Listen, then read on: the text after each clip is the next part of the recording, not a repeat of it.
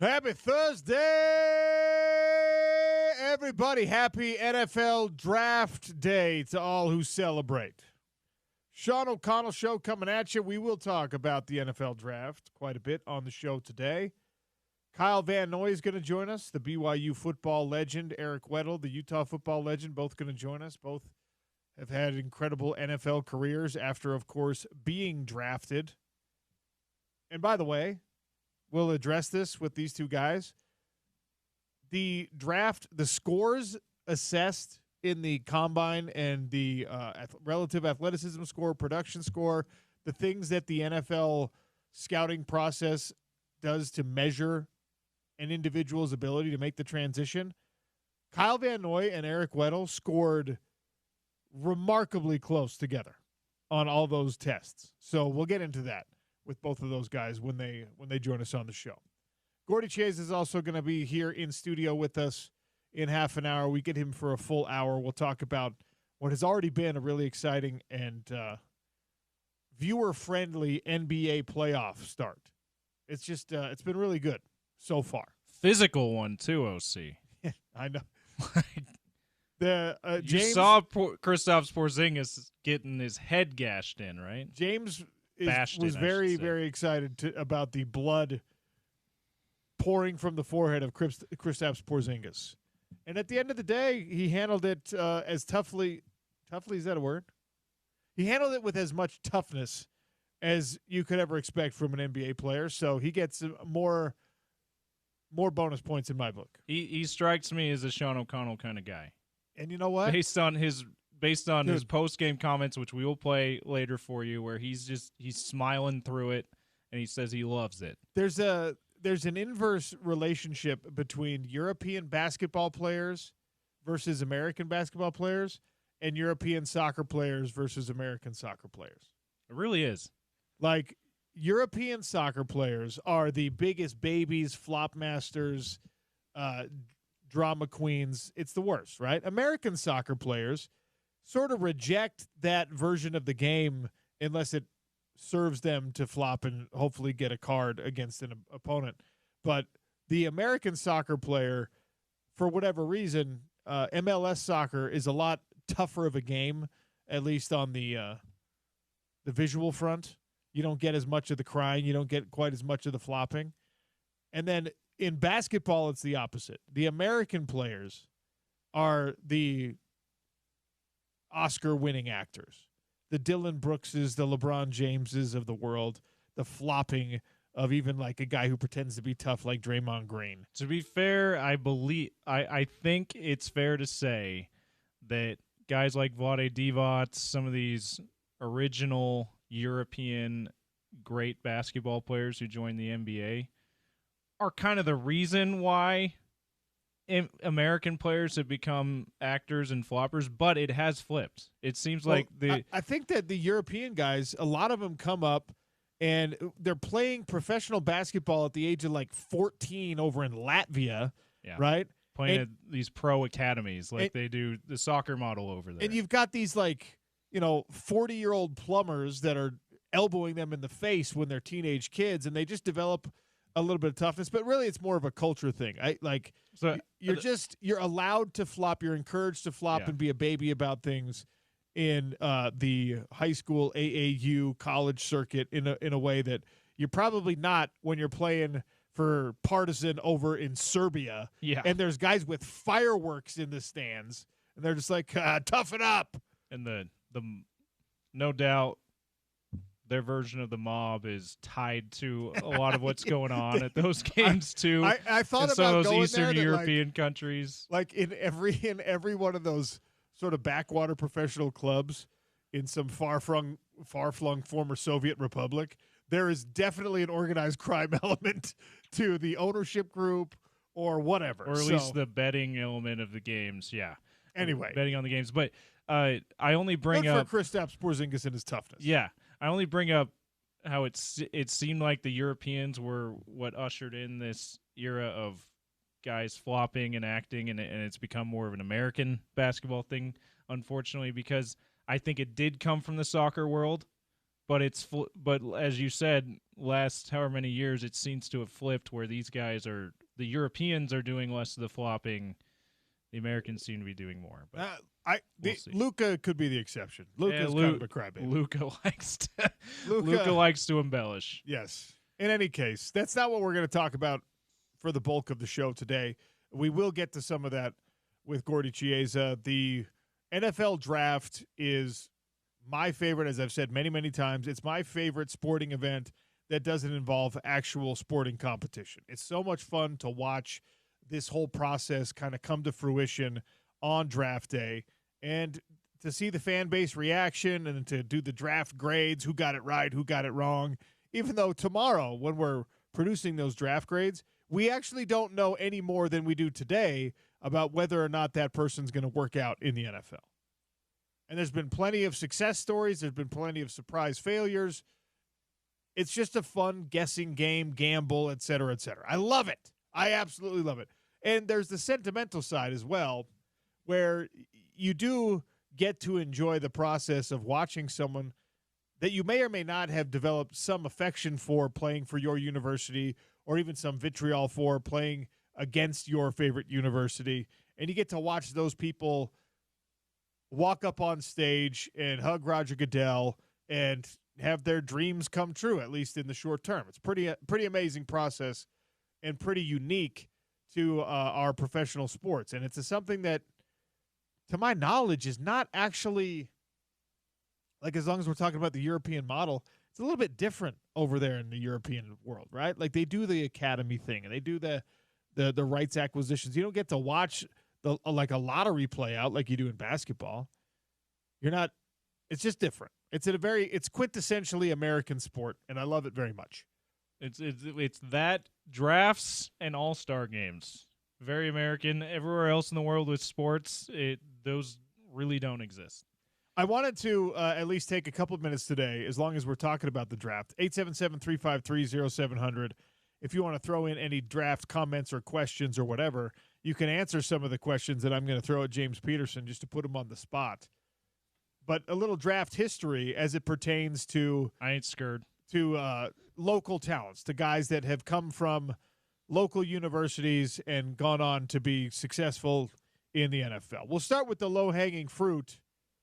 James, the number one overall pick that played for a university here in the state. You know who that was? Oh, yeah. Who was that? Who was it? Alex Smith? Maybe. Smith happened to be Ute legend. Happened to be the number one pick in the NFL draft, the same cycle that Andrew Bogut was the number one pick in the NBA draft, which has never happened for any other school ever. Yeah, that's still bananas that ever happened. Like, you would back then you figured that eventually there'd be a run in Ute that would go number one because they had such a rich basketball tradition. You wouldn't. I don't think any Utah football fan would have ever thought that one day they'd have a number one overall pick, and that it would happen in the same year. And if again, there will be a sports category on Jeopardy if it hasn't happened already, where some biochemist from Stanford is asked, only one American university has produced the number one NFL draft pick and the number one NBA draft pick in the same year. What university? Well, I'm phrasing the question wrong for Jeopardy, but you understand. And that person's going to have to answer, what is the University of Utah? Or would you say, who is the University of Utah? Yeah. I think both would be acceptable. Maybe Jeopardy questions. Maybe not for Jeopardy. They'd be like, it has to be what? The university is not a person. It has to be, what is the University of Utah? Coming up with Jeopardy-style questions is such a mind bender. Sometimes you're like, I know what the question would be, and I know what the answer would be. How do I phrase this right? Let me ask you this question. Would Jeopardy have been as popular if they just had a regular quiz show that you didn't have to flip it, where they give you the answer and then you have to answer in the form of a question? You mean no Alex Trebek saying, answer, Daily Double. Nothing like that. Give me sports for 200, Alex, and it was just a question there instead of an answer, is the thing that made it a little bit more popular was that it was quirky and it was you really had to be engaged in it? Yeah, I think that's A probably unique part approach from those nerds at Jeopardy? Uniqueness helps It with does. popularity. It certainly does. They really made the whole quiz genre their own just by flipping that on its head. Such a simple thing. All right. Anyway, so a little Jeopardy, to steal something from a former radio station I worked for back in San Francisco. They had Jeopardy every morning. Jeopardy. Yeah. Shout out Whitey But now Gleason. they have Jock Purdy. That's right. So you know who the highest Utah draft pick is? Say that again, James. That's Alex Smith. Alex Smith. Do you know who Louder for those in the back. Alex Smith. Do you know who the lowest University of Utah draft pick is in the history, the long history of the NFL draft? It wasn't someone recent, right? It wasn't John Pennicini over a later round guy, or Devon Vele was a 7th round guy last year, right? Was it one of those two guys? Those are obviously the low-hanging fruit, recency bias type answers. If you really want to know who the lowest drafted Ute in history was, you have to go back to when the draft was a lot different and in some cases a lot bigger. There are guys. There's a man named John Huddleston, all right? John Huddleston, Gordon Jolly, these guys were drafted very late in the draft. John Huddleston was drafted in 1976 in the 16th round of the 1976 NFL draft, James. Wow. He was pick number 446 overall by the Denver Broncos. Shout out to John Huddleston. That's how many picks are in the draft now in the 7-round format? It goes up and down because of compensatory picks. Oh, right. But let's see what it is this year. How many draft picks are there in 2025? I wonder if it's less than 400, if significantly less than 400, or if that. It's less than 300. Okay. It's 257 this year. So okay. So 446. In the 2025 NFL draft, there will be a total of 257 picks spread across 7 rounds. That's like 200 more picks. So they were just going all the way deep. I mean, 446 for John Huddleston, the lowest drafted player. Now, those guys today are called undrafted free agents. There's still probably a comparable number of players added to NFL rosters for this process, but they cut it off after 7 rounds. We're just like, what are we doing, man? Can you Well, imagine? the NBA used to be double-digit rounds too, and they're like, I think they gradually whittled it down, and now we only have 60 selections. So, yeah, I think baseball, maybe hockey are the only ones where you get more than 250, more than 300 picks in a draft now, which is good. Like, attention span needs to be taken into account when you're talking about these events, which have become made for TV. Do you know who has the most draft picks? Which university has the most draft picks in the history of the NFL draft? And remember, this goes back a long way. It's still got to be Alabama, though, right? Or maybe Notre Dame? It's Notre Dame. Notre Dame is okay. number 1. You had such a satisfying look on your face when you said that. That's actually my Fighting Irish.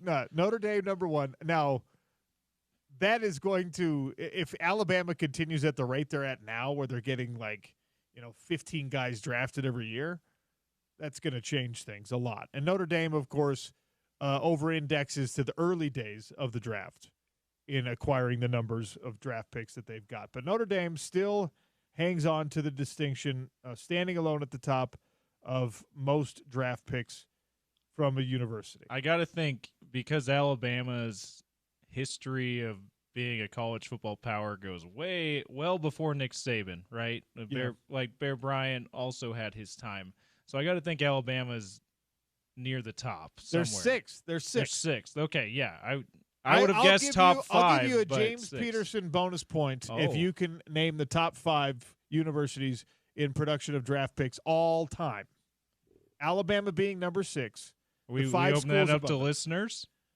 Or you yeah. want me to get the yeah. bonus point? Because I actually started keeping track of the James Peterson bonus points for listeners. But the problem with listeners is that they can just be Googling. Don't Google. I know that you're looking straight at me. I'm seeing you through the glass, so you can't Google while you answer this question. Okay. So Alabama is number 6. So who in draft who's picks 5 produced? to 2? Who's we know who Notre Dame is number 1. Man. Who do you think number 2 is? It's not Army, is it? No, don't stray too far from Notre Dame. Think of Notre Dame when you think of some schools that are associated with Notre Dame, is there another one that may have produced a lot of NFL draft picks over the history of college football? Associated with Notre Dame? So you're not Big Ten rivalry? Is that what you're thinking I am thinking rivalry, James. I'm thinking rivalry. Yeah. Stanford? No. Or USC? USC is number 2. Notre Dame, 532 total draft picks. Well, I guess they're Big Ten rivalry now. Yeah. USC, 523. Okay. And stick with the Big Ten for number 3. Okay. Ohio State, 487 total draft picks heading into coming this year. for you, Fighting Irish. Okay. Michigan is 5, so there's a team between Ohio State and Michigan. Not in the Big Ten. Okay. Miami? Nope, not Miami. They're too new of a. Yeah, they're more of a new blood. Miami. Too much of a new blood. Nebraska. Close. Oh, they're not. They're in the Big Ten now. Think of that region of that part of the Texas. country. No, Oklahoma. Oh, Oklahoma. Notre Dame, USC, Ohio State, Oklahoma, Michigan, and Alabama is now the horse in the race that is just charging from behind, and in the next 10 years will overtake Notre Dame. I got so close to my OC bonus points. I'm gonna be. That's me keeping me up. I was gonna give you a James Peterson. Oh, James, I was so close to my own bonus points. One of your own bonus points. That's gonna keep me up at night. OC. It should have known. Oklahoma. This one, I'm giving this information just for fun, just so people can, just for the edification of our listeners here. The University of Utah has currently how many NFL Hall of Famers?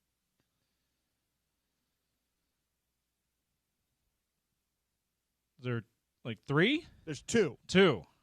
There are 2 NFL Hall of Famers. Weddle has not yet been inducted, so Eric Weddle, even though we all assume he will be in. Steve Smith has not yet been inducted. We assume finalist for the class of 2025. Someday he gets in. Yeah. So it's not those 2 guys. It's not those 2. It is, you got to go way, way back.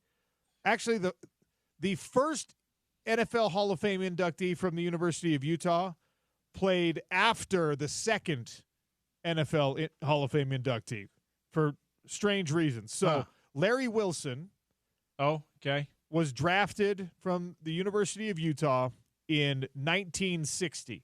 Now, he was a 7th-round draft pick, and you're just like, oh, my gosh. Larry Wilson ended up being a Hall of Famer as a 7th-round draft pick. But, again, the NFL, it's a moving goalpost with these rounds and how many picks. He was a 7th-round draft pick. Guess what number overall, James?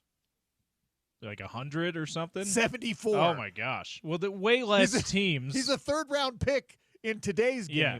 Well, and he was a 7th-rounder in 1960. You got to take into account 1960, there wasn't even an AFL, so it was just the NFL, so way less teams. So, of course, they're gonna have more rounds so that they can help fill these teams' rosters. So, That's right. 74 in 7th round.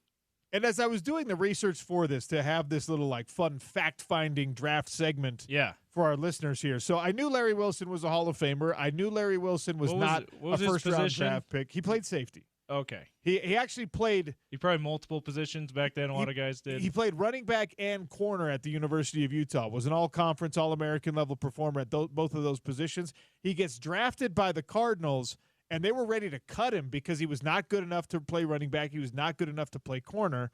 And they were like, go play safety. So he played safety in one preseason game and killed it, ended up starting that rookie year as a safety and went on to a great Hall of Fame caliber NFL career. Probably the Chicago Cardinals back then. It was the St. Louis Cardinals. Oh, it was St. Louis. Okay. Yeah. The other University of Utah NFL Hall of Fame inductee is a guy named Max Speedy, who played for the Detroit Lions. He's super slow. And the Max Speedy story, I mean, this is a man who was born in 1920 and he passed in 1993. Shout out to the Speedy family if you're there.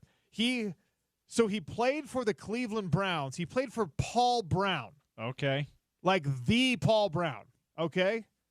And Paul Brown is often given like this elevated pioneer hero level status, right? The pioneer for modern football coaches, yeah. As a Utah fan, you might have to rethink that opinion of Paul Brown. Oh. Because Max Speedy played for 7 years in the NFL, all right? He was drafted by the Lions, but played for the Browns. And he then went and played in Saskatchewan for the Rough Riders in Canada. Shout out to Saskatchewan. And somewhere along the way, something happened between him and Paul Brown over the course of that decision-making process. And Paul Brown decided he didn't like Max Speedy. And Max Speedy, even as those Cleveland Browns teams, all the good players from those Cleveland Browns teams were inducted into the NFL Hall of Fame. Like all of them. And he somehow had run afoul of Paul Brown, and Paul Brown played gatekeeper. And because he had a certain level of influence, a certain level of power in the NFL, Max Speedy was like blackballed by the NFL Hall of Fame, by the Pro Football Hall of Fame, I should say. And they ran into each other later in life, and Max Speedy was like, "Hey, coach, it's me, Max Speedy." He's like, "Yeah, you're the kid who went to Canada." Oh. And had some kind of resentment over the thing. Went to Canada. So Max Speedy was not inducted into the Pro Football Hall of Fame until after Paul Brown had passed, until after Max Speedy had passed. This is a posthumous induction. So Larry Wilson went in first, and then Max Speedy got in after the fact by like the legacy committee. Isn't that insane? That's so unfortunate. We were just talking about because Dion said, why do we got to wait till people die to honor them? Like, yeah, we got to be able to set that kind of stuff aside, especially because all he did was go somewhere else to play. And by the way, what was going on with the CFL at the time was kind of like a live golf situation. The CFL was trying to compete with the NFL and was offering top pro football players from the United States big money. They offered Max Speedy double the Browns' salary, double the salary he was making from the Browns. Guess how much he was making from the Browns? This is the 1940s, late 1940s, early 1950s. Like $50. He was making, this was what, 1953. 1952, I think, was his last year for the Browns. He was making $11,000 a year from the Browns. And the Saskatchewan Roughriders came in and were just like, we're going to give you $20,000 a year, bud. And he was like, well, yeah, I'm going. Yeah, that's significant pay raise. And that burned the bridge with Paul Brown. You're the guy who went to Canada. Yeah, you're the kid who went to Canada. You're the kid who went to Canada, Shane. Much better 1940s accent than I had. You went to Canada, huh? Is it, man, to think that Saskatchewan in the leather helmet, black and white, like just the old days of football, that there were still those kind of like contract disputes going on, and it ruined relationships and all that. Anyway, Max Speedy posthumously inducted into the Pro Football Hall of Fame. Well, we're glad that he finally got that honor, being a former Ute, but that's such a sad story that kind of rift made it so he couldn't get that honor while he's still alive. His family couldn't see how happy he would have been to receive that honor while he's still alive. Shout out to the Speedy family. Otto Graham, Dante Lavelli, Marion Motley, all inducted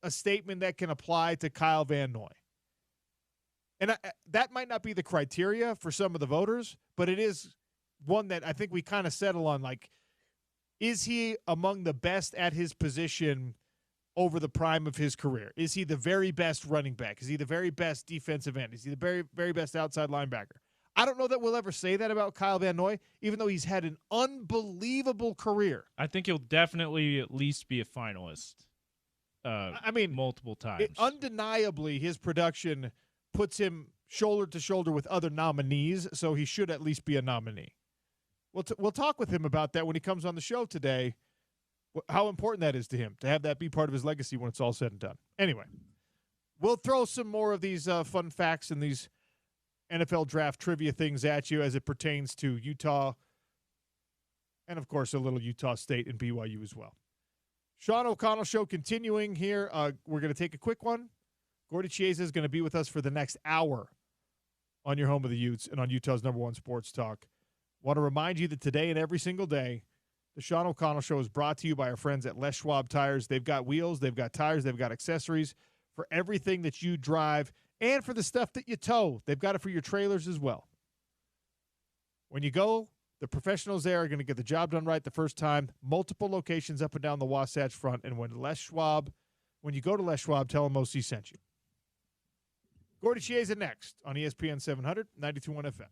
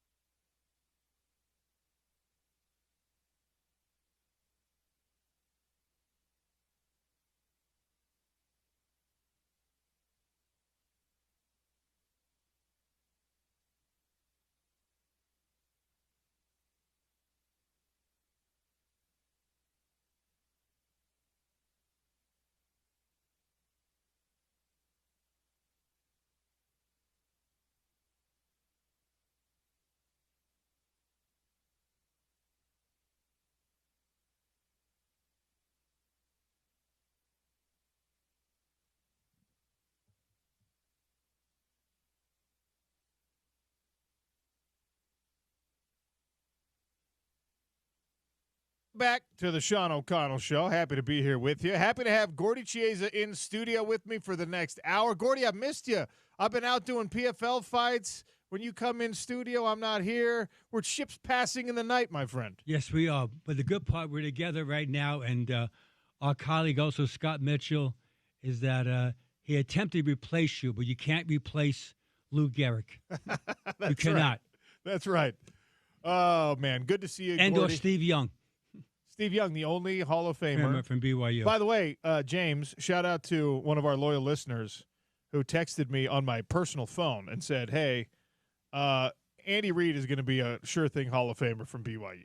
Absolutely. Oh, absolutely.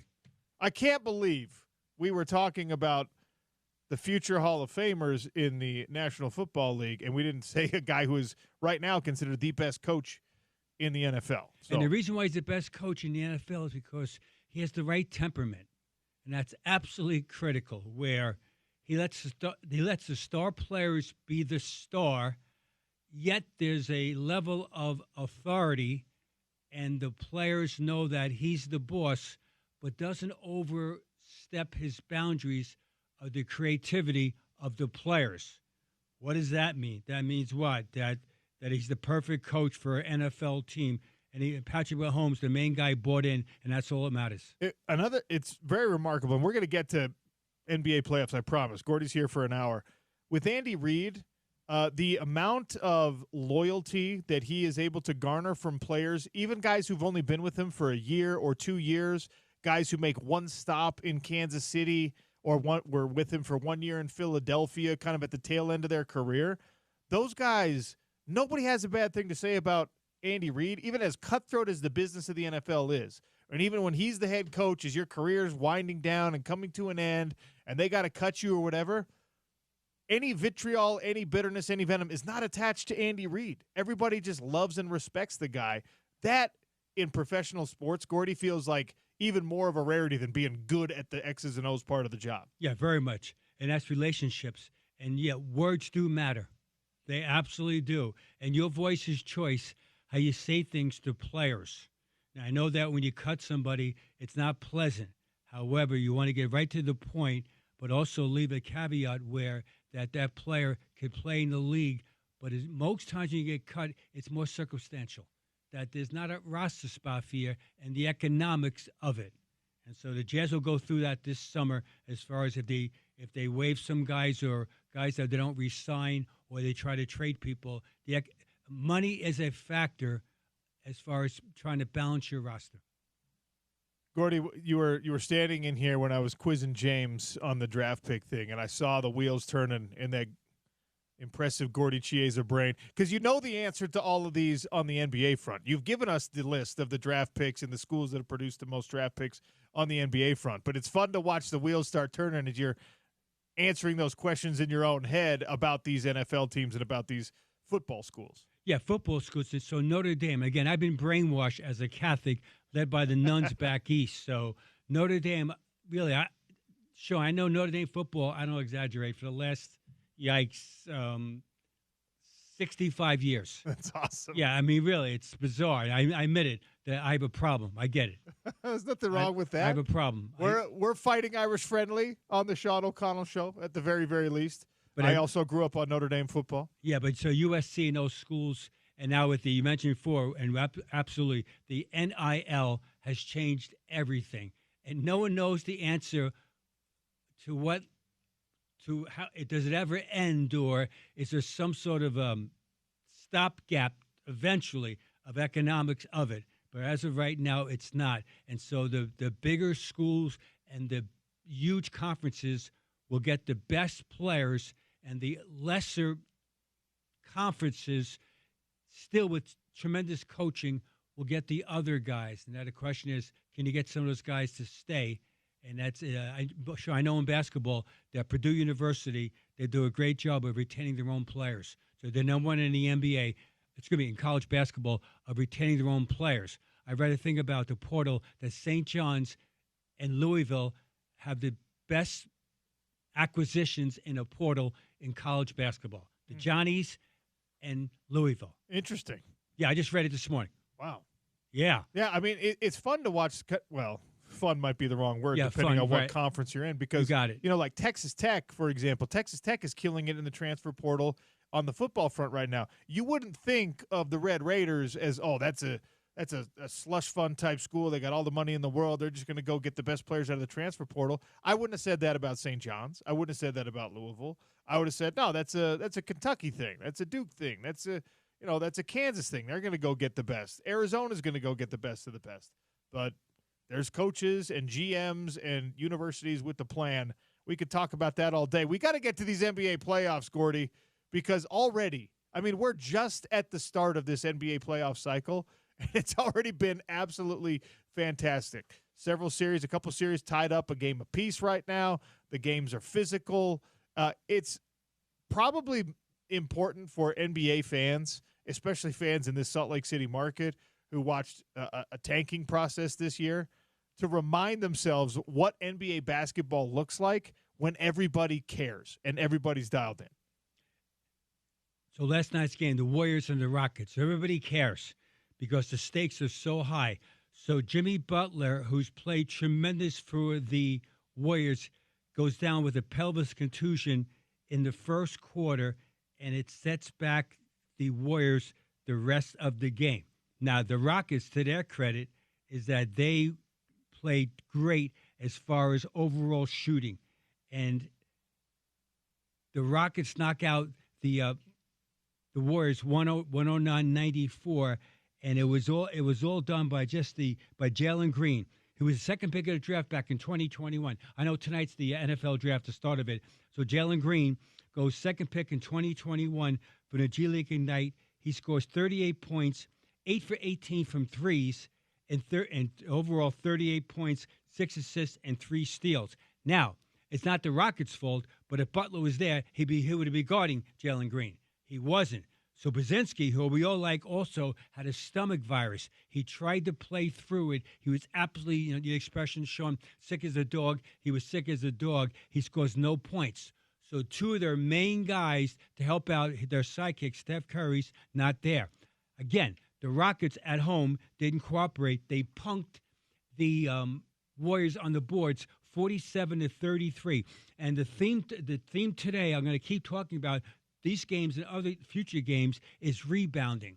Is that rebounding in the playoffs is absolutely critical because you get extra possessions or take away possessions by getting defensive rebounds. And so usually speaking, the team that out-rebounds the opposition for that game, the chances of winning are dramatically unbelievable higher. And that's why it's so important to have big guys or mid-sized guys that want to be physical and be gritty. In playoff basketball, there's no ugly wins. Zero. None. Every win is beautiful. You might not shoot straight. It's irrelevant. It's the fierce defense of the opposition. So last night, the Rockets get the win 1-1, and now Game 3 going to be in the Bay Area.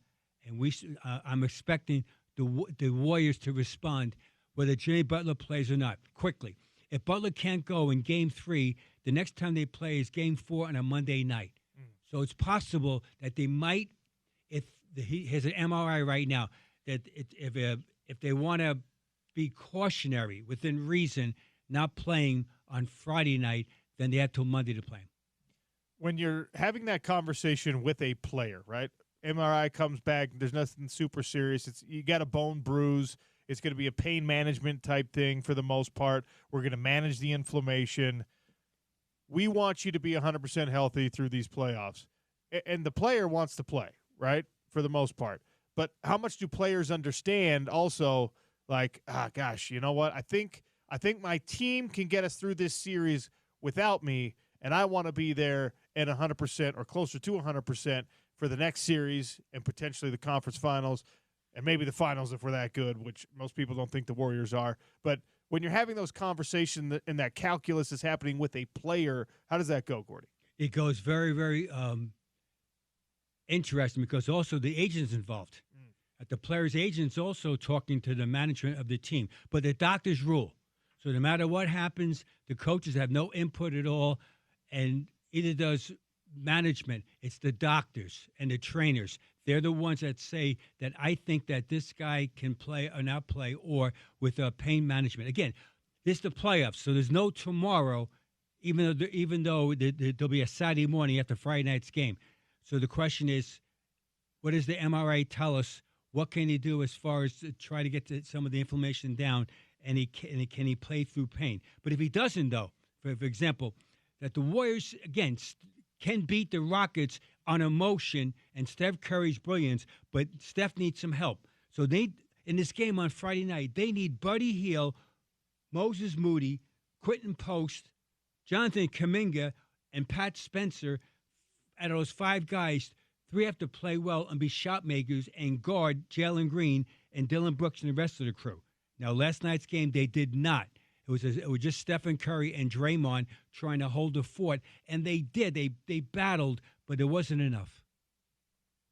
All right, we got a lot of games to talk about, a lot of players and their performances to talk about. The NBA playoffs are underway, and, of course, we have Gordy Chiesa. Also, I have not personally had the opportunity to pick Gordy's brain about the Jazz with the top draft lottery odds. All this stuff is still on the table on the Sean O'Connell Show. It's Utah's #1 sports talk, ESPN 700 and 92.1 FM.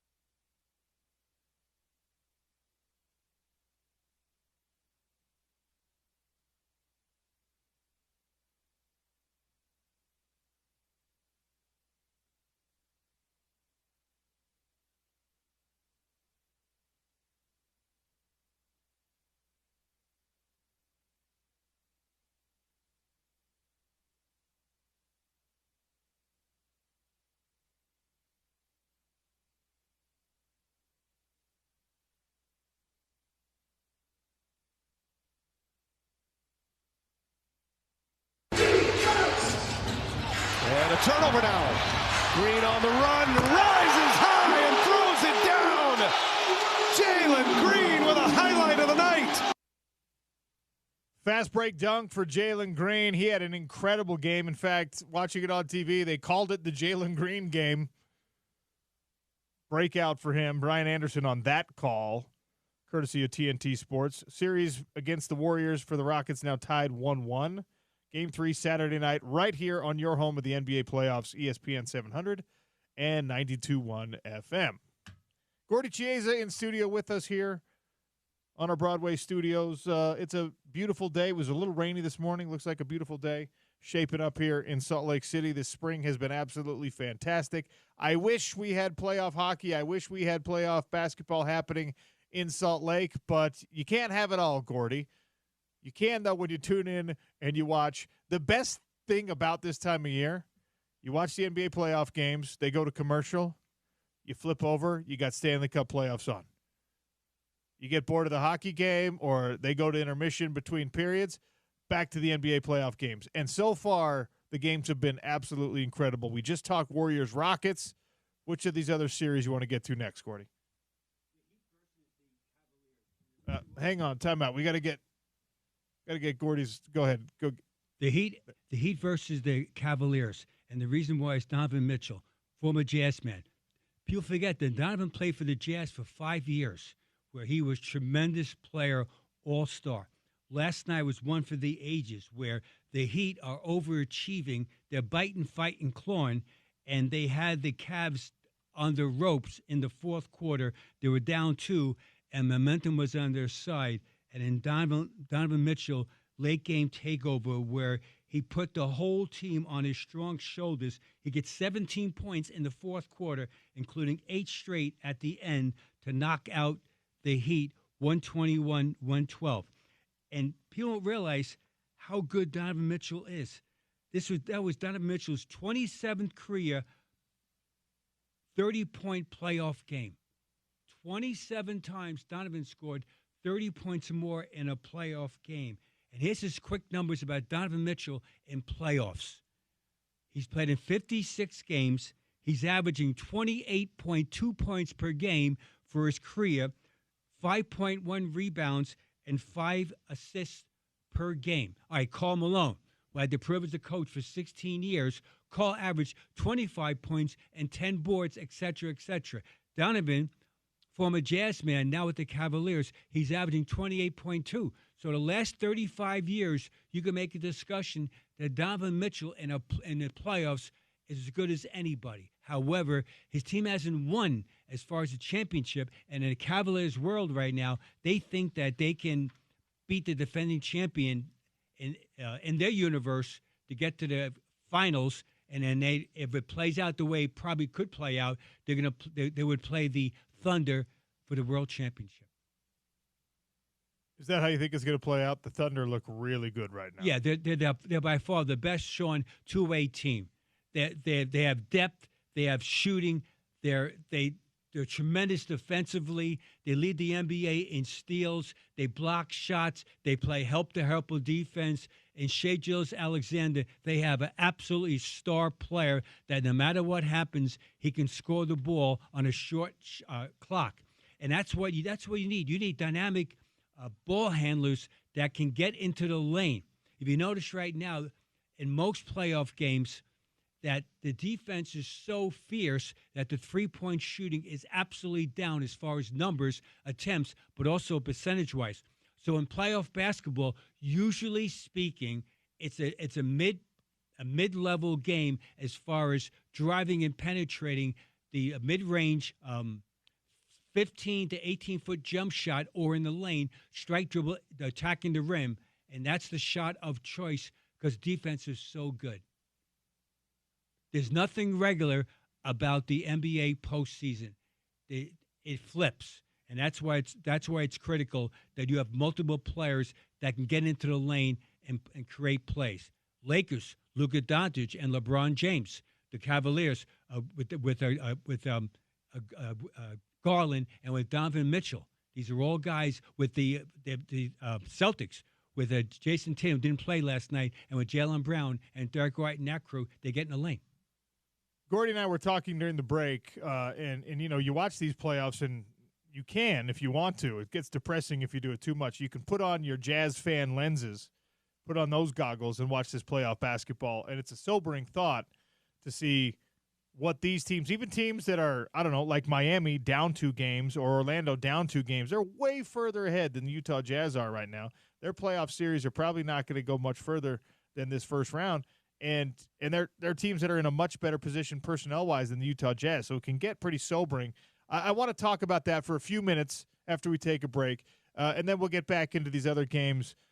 Tonight you've got Knicks versus Pistons. You've got OKC Memphis.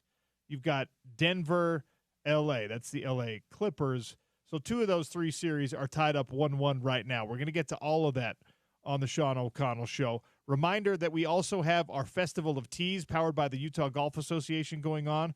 We're going to be giving away more golf today in our trivia section. We're going to be running trivia kind of all day. And I hint, you're probably going to have an NFL draft question to win some free golf from the Utah Golf Association and the Festival of Tees.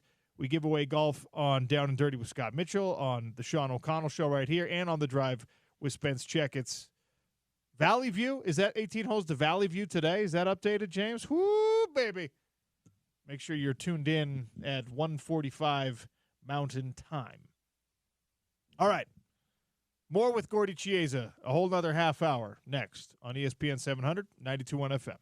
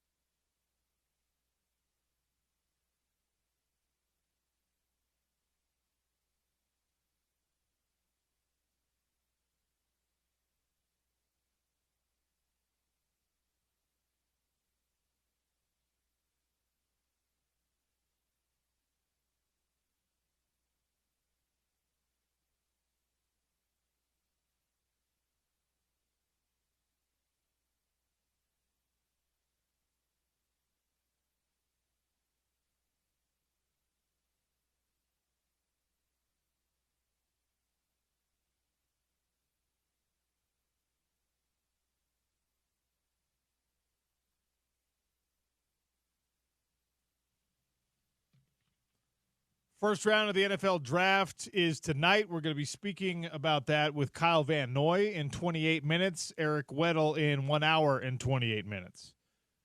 Both of those guys drafted and obviously went on to very successful NFL careers. For Kyle Van Noy, he's still going. Set a career high sack mark last year at 34 years of age. Guy's not slowing down. He'll join us to talk about the draft and his career and BYU football and, of course, his golf tournament that he's got coming up. Right now we're talking NBA playoffs with Gordy Chiesa, and there's just a lot of fun. There's some great storylines happening right now in the NBA. I will admit, I, like many of our listeners, grew frustrated this year with having to watch the Utah Jazz go through this terrible exercise of tanking in order to secure top draft lottery odds. They were able to do that, and the hope is, of course, that you get Cooper Flagg. And, Gordy, you and I were having a conversation that, all right, watching these teams that are in the playoffs, let's say that happens. Let's entertain the possibility of the best-case scenario for the Utah Jazz. You have Cooper Flagg, and now presumably Lauri Markkanen over the course of a year or two becomes option number 2 on your team, and Cooper Flagg is option number 1. Is that enough for you to be a contender in the playoffs? You might get to the playoffs with that roster, but we were discussing during the break that maybe a more ideal scenario is like Lauri Markkanen is kind of that borderline 3 option. That's sobering as a Utah Jazz fans to think that, look, things are happening, the steps are being taken, but you're far away from where the Warriors are at right now, the Nuggets are at right now, the Clippers are at right now. The Cavs, the Celtics. There's a gap between where you're at, and it's not just a gap. It is a canyon. It is a chasm. Very much, and that's the Thunder also add to that. So Lauri Markkanen, the Jazz, if just say some great miracle, they do draft Cooper Flagg, who's a major talent. Let's not forget, though, he's only 18 years old. He'll be 19 next December. And so there's still, as good as he is, and he's tremendous talent, there'll still be a learning curve. And Lauri Markkanen, who this year missed 35 games, the year before missed 27 games. Sometimes they held him out. So often he was injured. So the question is he injury prone or it's just an outlier? We'll find out as the next year. But he had a erratic year shooting the ball. So Lauri Markkanen in playoff type situations would be the 3rd option. So option number 2 is not here yet. And so and Flagg would be number 1 eventually. But eventually, we're talking how long from now? 2 to 3 years, because it's such a maturity factor has to kick in. By the way, the other guys are good. There's one thing you don't realize that you're a fan is that you love your team. You love, quote, your guys. I understand it. However, the other teams are good also. They have the exact same dialogue. So the Jazz have to keep drafting smartly, and they've got to make some acquisitions as far as free agency, and then also get lucky. Sean, so much is luck part of it also in the equation. Back to the teams that are in the playoffs right now. New York and Detroit playing tonight. That series, as I already said, tied 1-1. Denver, L.A., Clippers, that is, also tied 1-1. Oklahoma City, Memphis. All fairness to Memphis, that series seems to be more of a foregone conclusion than the other two, certainly not just because it's 2-0, but because of how good Oklahoma City is. They were double-digit favorites in the last game. They are 9.5-point favorites in this game on the road at Memphis. So let's focus in on New York, Detroit, Denver, Clippers. Thankfully, we don't have to make this choice because the NBA spaces the games. You can watch both of them. But which of those two series is the number 1 appointment for Gordy Chiesa tonight? Clippers, Nuggets. And then also Pistons, Knicks. Let's go Knicks, Pistons right now as far as having it. All right, so Jalen Brunson, who was voted the clutch player of the year by the media, is averaging 35.5 points per game, 35.3 from threes, 7.5 assists per game. That's great. He's a unbelievable, incredible guy to stop in the lane. Now, Karl-Anthony Towns, a major talent, didn't take a shot in the fourth quarter the other night, and he scored no points in the second half. So that's a concern. And so what's hurting the Knickerbockers right now is their three-point shooting. They're miscasting 32.8% from threes, which is 20 for 61. So they've got to do a better job of ball movement and stepping into the three-point shot. And they're being out-rebounded. I mentioned earlier about rebounding. The Pistons are punking the Knicks on the boards 42.5 to 35.0, meaning what? Rebounds, which is 7.5. So the hounding and pounding of the Pistons is paying off of getting extra possessions. The flip side of it, Cade Cunningham, the first pick of the draft. So in Jazz Faithful, if the Jazz, from some miracle, get Cooper Flagg, this is Cade Cunningham, a different position, though, as a point guard a few years ago. He's averaging 27 points a game, 9 rebounds, and 7.5 assists. And that's unbelievable. So he's the team leader. But the biggest thing is the wild card is Dennis Schroeder. Yes, and Dennis Schroeder, the Jazz helped get to Detroit. But I remember, Sean, back in the trading deadline, where the week before, where the Jazz were a facilitator with the Golden State Warriors and with Miami Heat, and Schroeder was here for half a day. Then they traded him. Hey, that's right. He was here half a day. So the Jazz did help the Pistons get Dennis Schroeder. And what a wild card is that he's averaging 14 points a game and 3 assists. But most of all, he's really good defensively. And when he's in the game, they slide over Cade Cunningham to, I'll call him a power 2 guard, and now he can score the ball.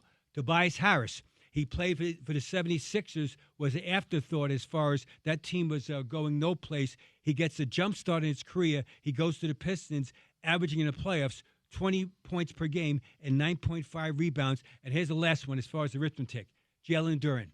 Jalen Duren is this young big guy that's absolutely bouncy in the lane, and he is causing havoc, averaging 9.5 points per game, 9.5 rebounds, and 3 blocks.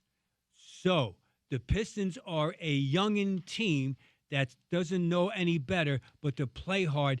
Can the Knicks hold them off as far as being crafty? We're going to find out. The game is tonight in the Motor City and/or Motown, and we'll see if the Knicks have enough courage as far as to try to get hit in the series. So the Knicks came into the series. They're the favorites in the series, right? They were the 3 seed in the East. This is a team that has a lot more of a veteran presence than Detroit does. You just elucidated, I think, successfully what has made Detroit competitive in this series, and I like the way you say it. Can New York hold them off? When you're supposed to win these games and you're supposed to win this series, and you have the extra weight of being the New York Knicks, who have not been a title team in far too long for that media market, for any of those fans. 1973. It's painful, right, to watch the New York Knicks fans go through it over and over and over again. I mean, I remember hoping for it when Patrick Ewing carried them to the finals, right?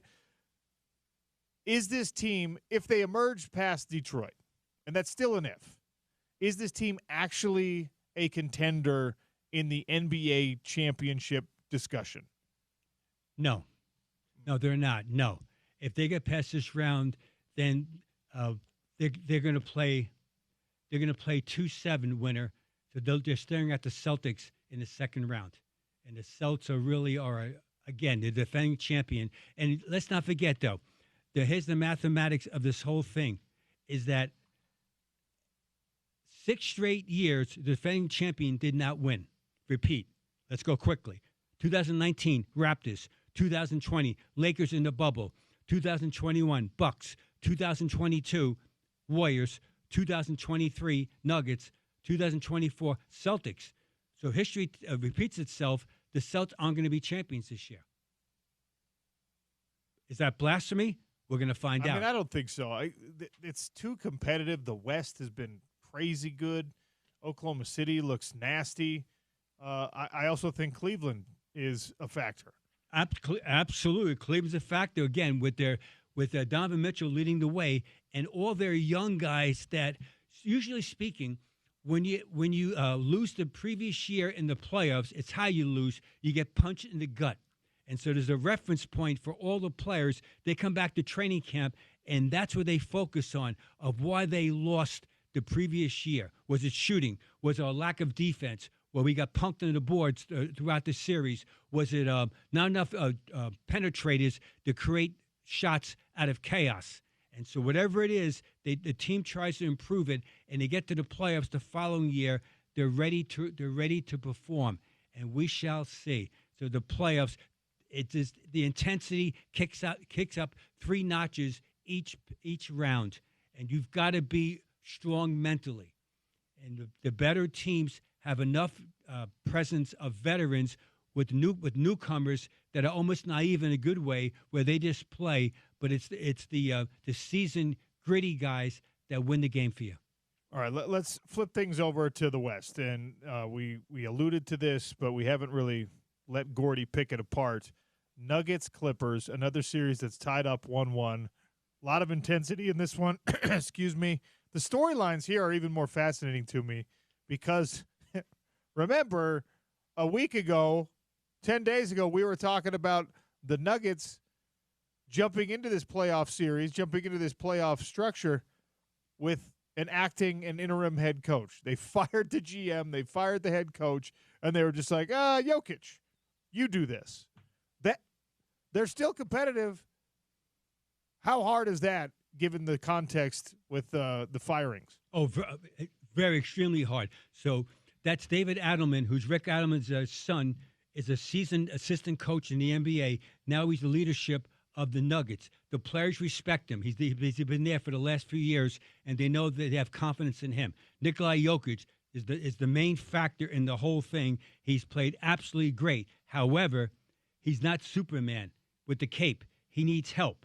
And so they've got to get more out of Aaron Gordon, who has to defend. See, Aaron Gordon, you like his bounce to his game, but he has to guard Kawhi Leonard. And so now Gordon, when he thinks about offense only, he's got to really concentrate of attempting to slow down Kawhi in the mid-range game. Here's quick Jokic. Here's the math right now, which is outrageous. 27.5 points per game, 11 assists, 10 rebounds, 3 steals. From the field, 50% from three-point range, 41.7. Should I continue? And that's the point about it, is that he's been brilliant, but his teammates been only average. Now, Jamal Murray, we know, is a performer. He's got to keep playing well, and he's making his three-point shot, but he has to do a better job defensively. Wild card, Russell Westbrook, as always. That guy plays for both teams at the same time during the same game. That's a great way to put it. It's Sean. I've been saying this for decades. There's certain guys, and that's Westbrook. Yeah, the other day he made those back-to-back corner threes. I was yelling, hallelujah. Take me to Lord right now. I want to go to heaven. Hallelujah. When he made those back-to-back threes. However, we know it's possibly fool's gold. So, again, with the Nuggets, they need more out of Michael Porter, Christian Brown, Aaron Gordon, and Peyton Watson. They need more. Now, the flip side, the Clippers, Kawhi Leonard. People forget about him, how good he is. Why do we forget about? I mean, I was guilty of it, right? Coming into this series, I'm focused on the Denver storyline, and then Kawhi goes off for 39 the other night. And it's like, oh yeah. When Kawhi Leonard is on, and we've seen this all the way to the finals in the past for Toronto, but when Kawhi Leonard is on, Kawhi Leonard is still one of the best players in the NBA. He's done it so quietly in so many different situations, and he is one of the first guys that we started complaining about with the load management. I think the popularity maybe fell off a little bit. Dude can still play, obviously. He missed the first 34 games with knee management, so they held him out, and in their world, it was correct, because now in the playoffs, he has absolutely showed up and shown out, and that's what you want to do. Now, James Harden has played tremendous for them. He's more measured as far as shot selection, averaging 25 points a game, 9 assists, 4.5 rebounds. But Ivica Zubac, he's the guy that is giving them the third option as far as a inside presence. I call him the Bosnian ruffian, and he's had combat in the lane with Nikola Jokic. So it's so interesting. The two guys from that part of the world, the Slavic countries, are battling each other in the lane. Zubac, 18.5 points per game, 12.5 rebounds, 3 assists, and more importantly, a lot of bruises. So the storyline will be, can the Clippers in the City of Angels, can they knock out the Nuggets? Both games have been close. 105-102 last game. The first game in overtime, 112-110. So it's been a fascinating series. It comes down to who can make plays out of nothing. The last point is this. The Nuggets, will you please make your foul shots? Because that's been a huge factor where they're biting, fighting, clawing. They're physical. The Nuggets, they get to the foul line, and God forbid, they go 0 for 2. And that was Jokic. He's not tired physically. He's tired mentally. And that's why his allied teammates got to help him out as far as playing it. 63.5% in this last game. That's what Denver shot from the stripe, which last time I checked, not NBA-level free throw shooting, Gordy. So, Sean, think about it. You're physical. You do the right thing. They out-rebounded him by 18 in this game. Yeah, very much. And so it's called charity stripe in that you've earned it. You get to the foul line, you've earned it. You're taking a body blow to your head or whatever, how it was, or someone tripped you, or someone smacked your elbow, and now it's you get a chance to what? I told you so. You can't guard me, chump. And now you get to the foul line, and now you go 0 for 2. And so a one for 2. But more importantly, it's when you do that. If it's the end of a game, the last 3 minutes, missed free throws are the equivalent of live turnovers, where you get nothing out of the possession. And in playoff basketball, just like in the NFL, possession is everything. The clock is everything. Who has the majority of the possessions that are positive, whether it's defense, offense, or defense, who can be cumulative? And that last 3 minutes, coaches do drills, the 3-minute hurry-up offense and the 3-minute hurry-up defense to get back in the game or hold off the opponent. It's a fascinating series, 4-5. The winner of this series will play the Thunder, probably. And the winner of this series will be battle-tested when they play the Thunder in the next series. Who are on their way to a sweep or a gentleman's sweep, probably, in this first round. And Sean's alluding to, for listeners here on ESPN 700, being a gentleman, which I'm not, that's the problem with me, is that it's 4 games to 1. Yeah. 4 games to 1. And Sean is absolutely right that the Grizzlies in Grind City, alias Beale Street. You know, Sean, I used to be with Memphis Grizzlies for 3 years. So I'm alumni of Mud Island. I've still never been to Memphis. Been all over the place, but Memphis, it's not a town I've been to. It's actually eclectic.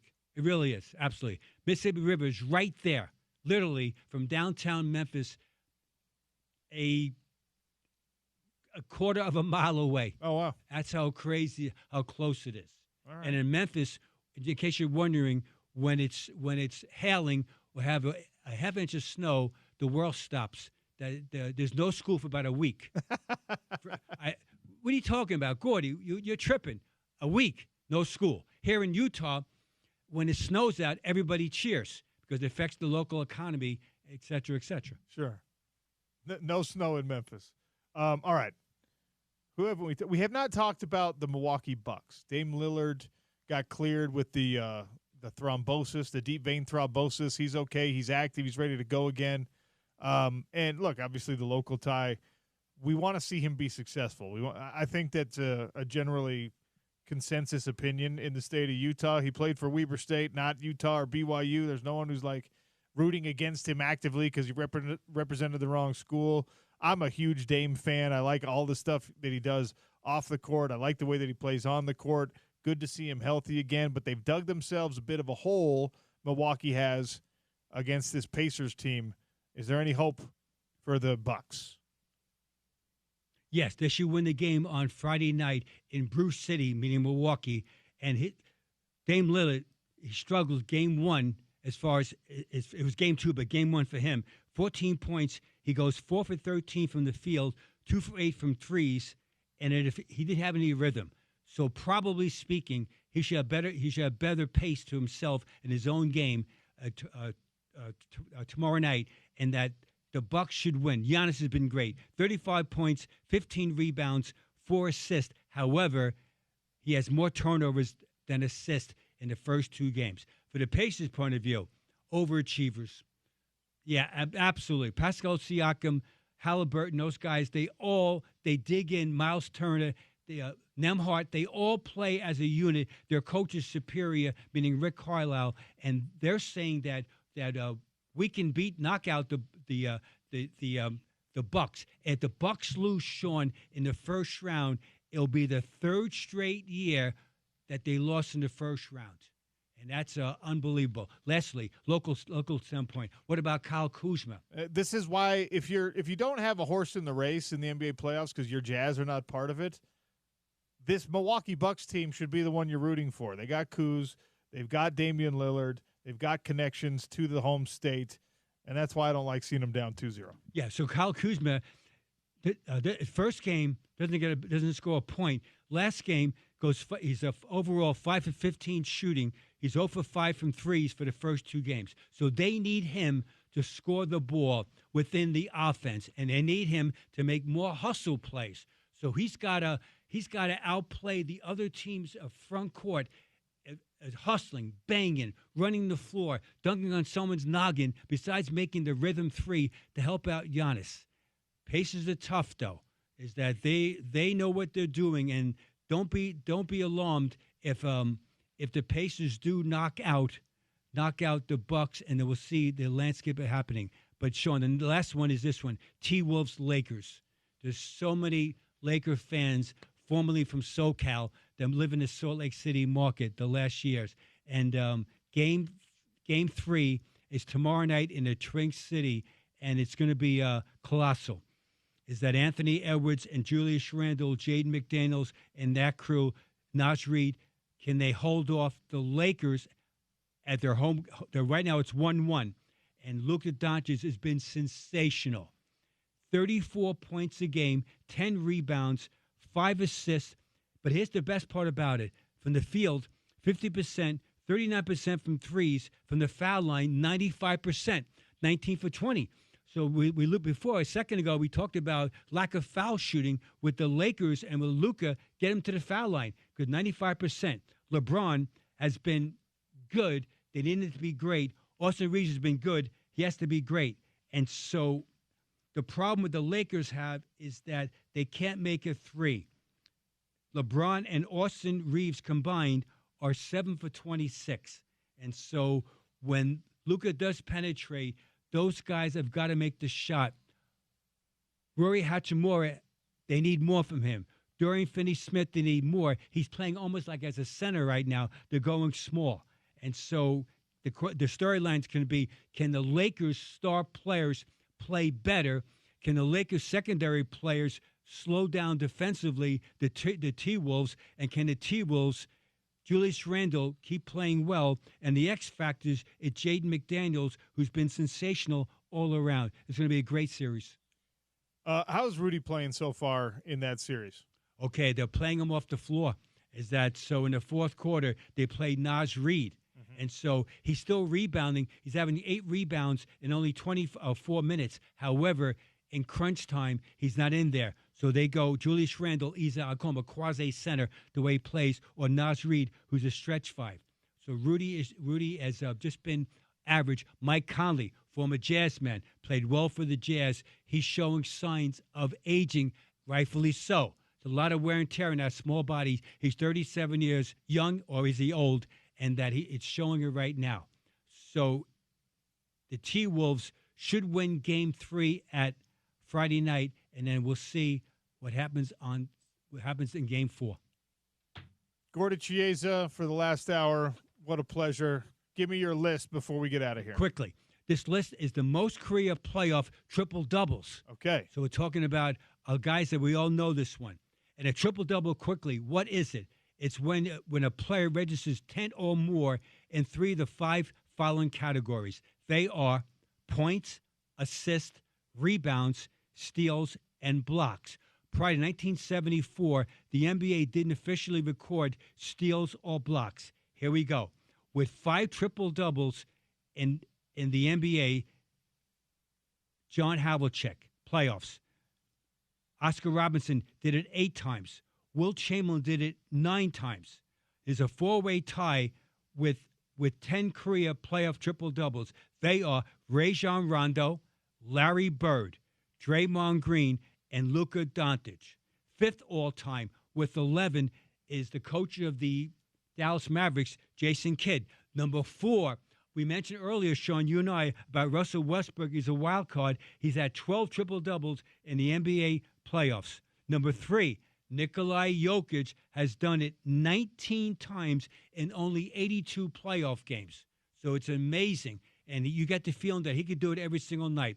2nd all-time as far as career playoff triple-doubles is LeBron James.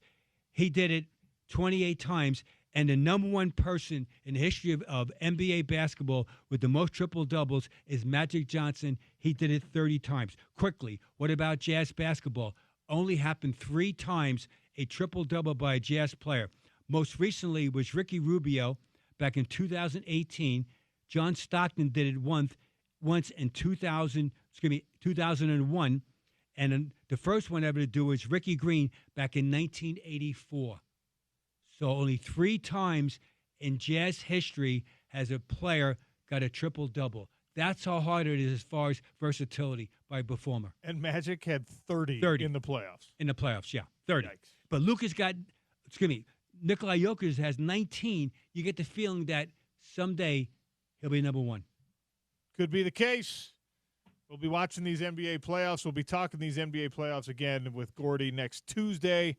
Gordy, enjoy tonight and the weekend. Always great to see you, my friend. Thanks, Sean. Peace out. That's Gordy Chiesa on the Sean O'Connell Show. Make sure if you didn't hear the whole conversation, you catch up with it at ESPN700sports.com in the on-demand section or on the ESPN 700 app.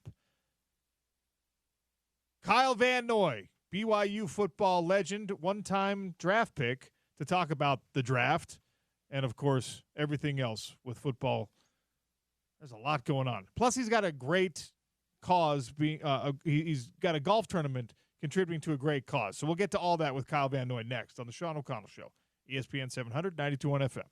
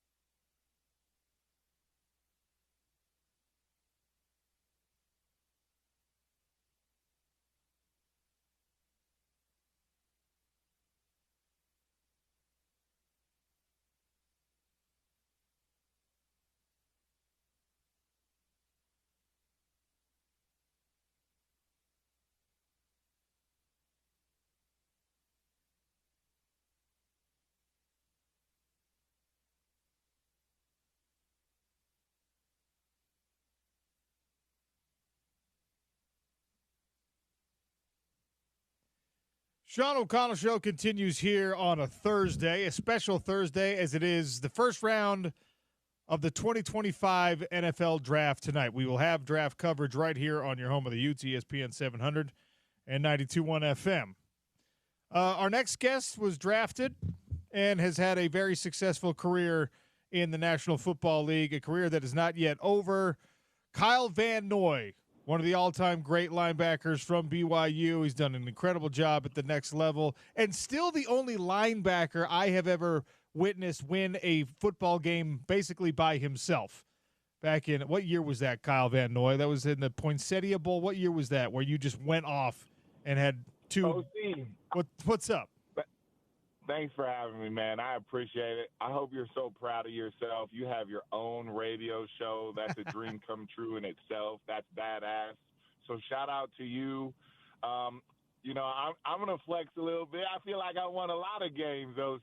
I feel like I Hey, look. I won multiple. But it was my junior year against San Diego State.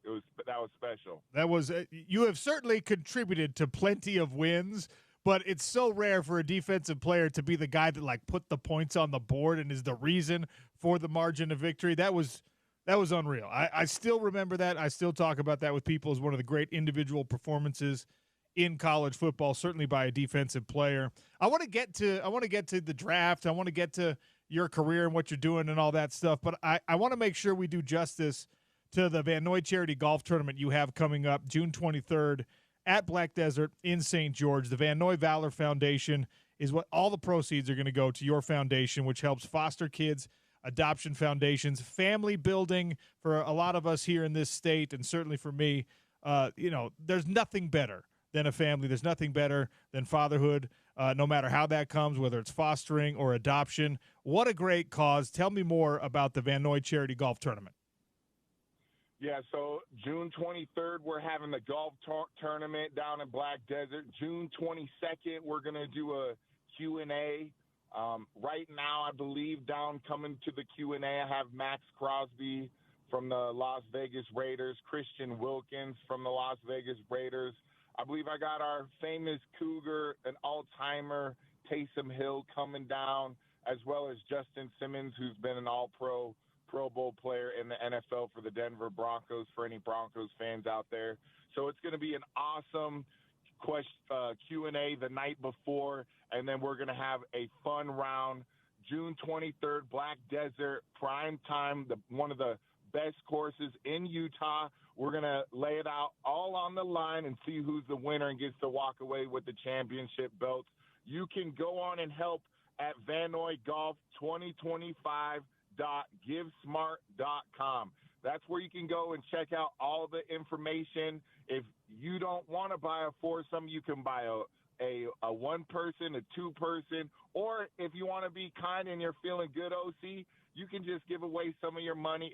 All the proceeds goes to a Christmas tree event that we call the Very Van Noy Christmas Tree Event. We host it at the Real Salt Lake Stadium. It's an awesome event. We had 10 families last year. This year, our goal is to get to 15. We're pumped about it. We're excited. I hope a lot of you out there listening right now donate. Please help us out. By the way, if you're doing this for selfish reasons, because a lot of my golf friends, they've been trying to get tee times at Black Desert and just cannot find a way, this is your answer. All of you golfers out there who've been trying to get down to St. George and doing the Black Desert thing, Kyle Van Noy just gave you your answer. Make it a part of the charity golf situation, the charity golf tournament for the Van Noy charity. And you kill two birds with one stone. You feel good about your donation, and you get to play the course that you've been complaining to me you can't get on. It's perfect. It's a win-win for everybody. It's a win-win, OC. And then you get to come listen to some pros talk shop, too. So it's like you're getting I don't know what the 3-1 is. It's two with birds with one stone. I don't know if hitting three – I guess a home run. You're hitting a home run, hitting three out of the things. I like it. All right, Kyle Van Noy. Let's talk about the NFL draft coming up tonight. Obviously, first round tonight, and then you get into the later rounds, over the course of the weekend. That's where the local talents, at least from this year, are going to hear their name called. We don't have any first-round talents this year, it doesn't seem like. take me back to when the phone call came for you from the Detroit Lions, and just give me your memories of that day. I imagine this time of year, you get asked about it a lot, and they're probably a little bit more fresh this time of the year. So tell me what that process was like. Man, it makes me smile listening to you speak about getting drafted. It's such an honor to get drafted. I'm so proud that I was able to get drafted. Getting drafted second round, 40th pick overall to the Detroit Lions. It was a dream come true with me. I never wanted to go to the draft because I was like, it's cool, but I always wanted to celebrate with my family and friends, and we had a huge party here in Utah. It was so fun, and when that ring went off and everyone's like, shh, shh, shh, the mood gets super, intense, like who's calling, and then you get a mention to the whole room that the Detroit Lions are trading up to come up to the 40th pick to take me, and then when you see your name hit the ticker and they shout you out and say all the nice things about you, it was awesome. And, it's something that I'll never forget. Super, super blessed to get drafted because a lot of players don't. And a lot of players, that's their goal in mind. You got guys that play their whole college career trying to make it to the NFL, and they end up being accountants or whatever else they're trying to do. And I just feel very fortunate and blessed. And I'm so excited for all those that are getting drafted. Shout out to Tyler Batty. I know he's about to get drafted over the weekend. Super happy for him, and hope the rest of the Cougars that are in the draft get drafted as well. But super pumped for the guys, as well as Utah players too. Pumped to see those guys for their dreams to come true, as well as Utah State. I always like when players get drafted, especially those that are representing the state of Utah. Let's go.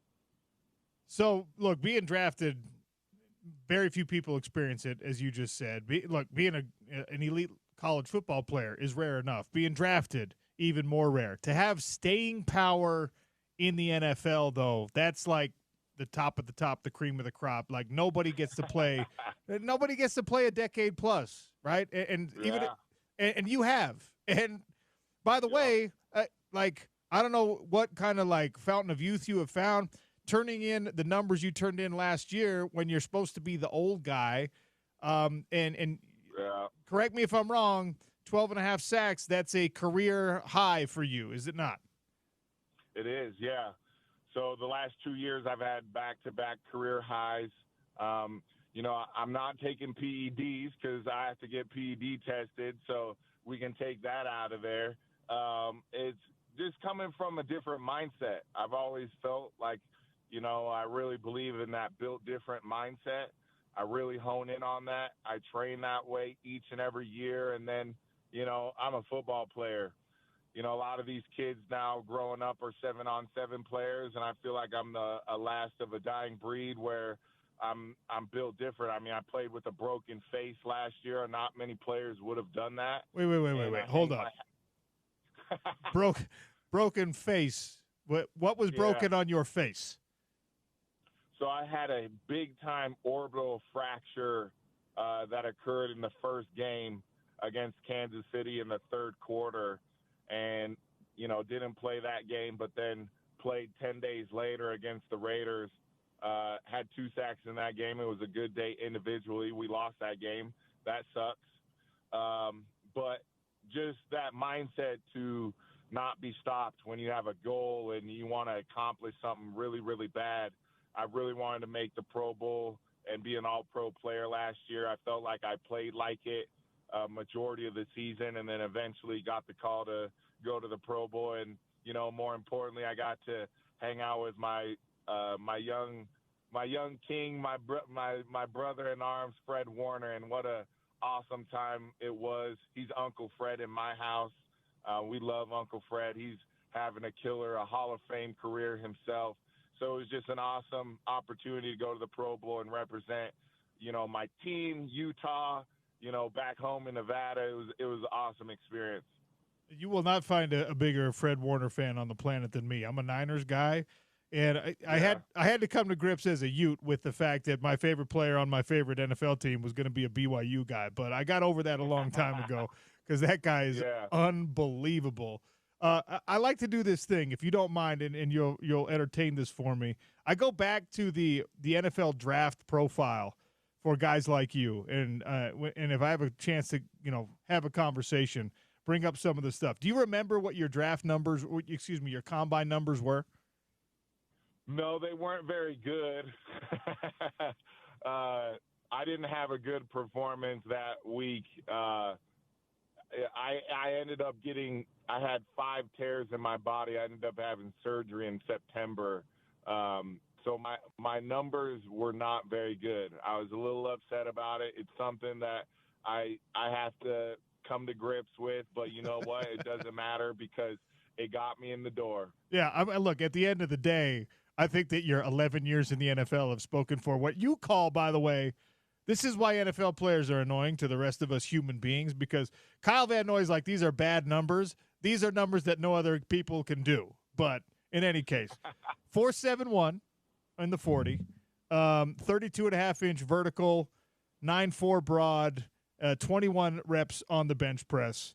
Respectable numbers, I guess by your standards, not elite. My favorite thing to do is to read the draft profile and how they evaluated you. I'm going to give you your strengths and your weaknesses. Are you cool with that?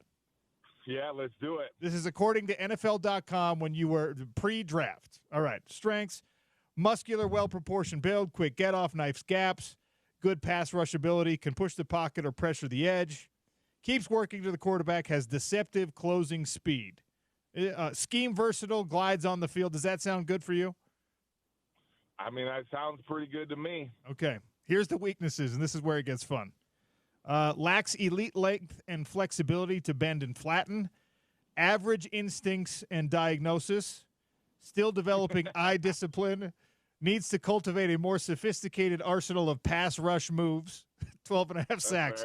Have you developed a more sophisticated arsenal of pass rush moves over this last decade, Kyle? I have. It took a long time, but I feel like I did. So I took that weakness, and now I've made it into a strength. Leaves his feet to tackle and slips off the ball carrier, hit or miss run defender. Are these offensive to you now that you've turned in the career that you've turned in? Honestly, no. I mean, they're right in some areas, but I'm not worried about the people that are naysayers. We're worried about we're worried about making the people that believe in us right. Well, the reason I have fun with this exercise is because it highlights the draft process, the pre-draft process, where we're talking elite football players. You're a second-round pick, right? If you're a seventh-round pick, you're still an elite college football player. And the pre-draft process cracks me up every single year because what we do is we take these guys that have been incredible as college football players, and then through this process, you start picking apart the film, you start picking apart the little things in the game and telling every team or every fan why he is not going to be successful in the NFL. It's the weirdest thing in the world, but we do it every single year. Yeah, and I feel too personally that people don't watch enough tape, or if they do watch enough tape, they're not looking at the right things that are glaring. And that's why there's still players that slip through the cracks. That's why they're leaning on AI, which is awesome. It helps in a lot of areas. But at the end of the day, you can't take the human element out of it. People wake up sometimes in the middle of the night and they just didn't feel that great the day of the game. There's all sorts of varies that happen going through the process. And I feel like personally, people hang too much on the analytics, and that's why the game is turning the way it is. And we need to get back to the root of it, which is looking at a football player and saying that person loves football. You can see it on film. It jumps out on film. I want that player on my team. All right, you are a young man in real life, but you are I'm a young man in football. Don't do it. Don't okay. say that O word. All right. I'm not going to say it. But I do. Oh, see, I got to gaslight you, though, because I'm kind of in the media now, too. I've been hearing a lot of whispers about a lot, from Ute fans saying that BYU's NIL is trying to steal Ute players. I heard the drama, over the last couple days about, players. BYU people are talking to Utah players. I don't know, but then I see the number one Utah receiver transfer hit the portal. What are your thoughts on that? Like, I want to know what. These are two different conversations, right? So let's start with the first one. Do you think that BYU is not actively recruiting any of the best players in the country who may or may not be interested in transferring? I think everybody does it. Correct, right? So, like, BYU does it. I think there's a level of denial among any fan base. Like, oh, we do it different. We're not calling people who are not in the portal yet. Yes, you are. If you're a Ute fan, if you're a BYU fan, if you're a Utah State fan, yes, you are. So don't deny it. Like, I agree with that. And I agree with that. So if it's a BYU fan saying that, they need to get smacked across the head a little bit. Now, we had this conversation the last 2 days. We were talking about Utah's wide receiver room before he even went in the portal. My show ended, and then like an hour later, Zach Williams goes in the portal, and Utah has a wide receiver problem. I don't think that this is a revelation to a BYU fan or But they've had a problem for the last decade, and I think it goes back to the the confinements of how their team is made up. They want to play defense and they want to run the ball. That's Kyle Whittingham's MO. He wants to make the game short. He is a defensive-minded coach. So I always feel like as Utah fans, they get a little crazy about, Utah receivers, but at the end of the day, they want to run the ball. If you guys have elite run game, it don't matter who's the receiver because you're going to run the ball 40 times a game, right? Correct. So I as unfortunate as it is to see when a guy who could be a great player, and we don't know if he is, he's talented certainly. He's got 10 catches for 100 yards as a college player. That's not elite by any stretch of the imagination just yet. Let's say he goes somewhere else. See the talent though. Oh, absolutely. Do I want him on the roster still? 100%. I wish he was not in the portal. But you have to kind of take all this with a grain of salt because Kyle Whittingham has never relied on having a 1,000-yard receiver as having an elite wide receiver to be a successful head coach. The best years of Utah football that we've seen going back to the Mountain West, going back to the Pac-12 days, you still didn't have a number one receiver on your team that probably would have been a number one receiver at USC or would have been a number one receiver at Oregon or at Oklahoma or a place like that. So this is Utah football to me. This is one of the growing pains and one of the things that you just kind of have to accept. Fans don't like it anymore. They want it to be sexy. Yeah. They want high flying. They want and like you're a defensive player. So you tell me if this is your team, right? You're in a Utah uniform and you see you're an elite defensive player. You see what you think might be your best wide receiver leave because you're not throwing the ball enough. What do you say? What do you do? What do you think as a guy on that team? Because you're going to run the ball. You're going to play great defense. Yeah. You're going to have short games, and you're going to have short fields, hopefully. I mean, how do you handle it as a player, Kyle Van Noy? Yeah, it's funny you say that because, that's similar to how, we were at BYU a little bit. I feel like we had very, very talented receivers. Cody Hoffman there a long time. Guys like that. Ross Appa was there. But we still wanted to establish the run. And when the run game was cooking, Bronco wanted to feed it as much as he could so he could play the defense. And that's just kind of the MO of defensive coaches. Now, I don't mind Kyle still staying that way because everybody is yinging and he's yanging, if that makes sense. But for me, I just feel like the game has evolved so much to where you have to really be balanced. If your run game can set up the pass game, you still need top-tier talent. So you never want that to walk out. I just always, when I'm a coach, I always want to be very, very balanced. keep everybody on their toes. Okay, one game we might be throwing the rock a lot. Okay, this game we're going to get the run game going even more. I just feel like you don't ever want to sway one way or sway the other way because you're giving the defense an advantage. Like, okay, we stop any run they come and we make it one-dimensional and we pin our ears back and we go. Same thing as someone who's a running team. We want to load up the box. That means we want to bring all the guys down, the safeties from behind, 20 yards. We want to bring him closer to the line of scrimmage so that he can't go accounted for and he's a free runner to the ball to get a tackle for loss. You want to I never want to sway that one, sway one way or the other. We got to stay balanced, and I feel like Utah is too much run heavy, and we got to get back to balance. When your teams were balanced, when you guys had, Wynn, when you guys had Brian Johnson, you guys were throwing the ball to set up the run. That run game was still clicking. So I feel like that's, the recipe for success for Utah is getting back to that balanced situation on offense. Well, they brought in the coordinator and the quarterback from New Mexico. That was a top 5 offense in the country last year. Now you were playing in the Mountain West, and it's a different deal. So that's the hope to balance this thing out. This kid's good though. This kid's a baller. He's great. I watched him. He's a baller. He's a playmaker. That's what you want at quarterback. And I feel like he's really gonna gain the hearts of Utah fans this year, except for one game. We always got to throw that one game out there. He's going to grab them. I cheer for Utah for all the other games except one game. And I love to talk trash that one game. Even though I'm 0-4, everyone brings it up. It don't matter. We won the last game. We're 1-0 right now. That's all that matters. This is what happens, Utah fans. When you have a bad season, you get a BYU great coming on Utah radio and talking about how Utah needs to improve their team. This is why the rivalry is so great.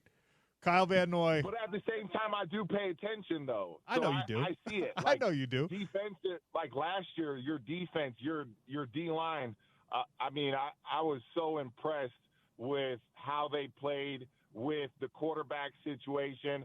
I feel like Wilson is still a good player. I feel like he needed to develop.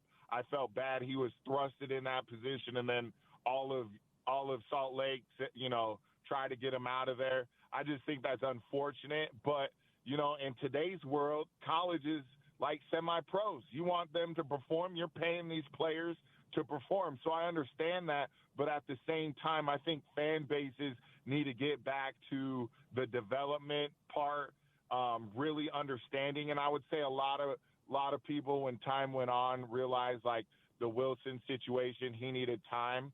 So I'm grateful and hope he gets another opportunity, just like I hope his brother gets another opportunity in the league.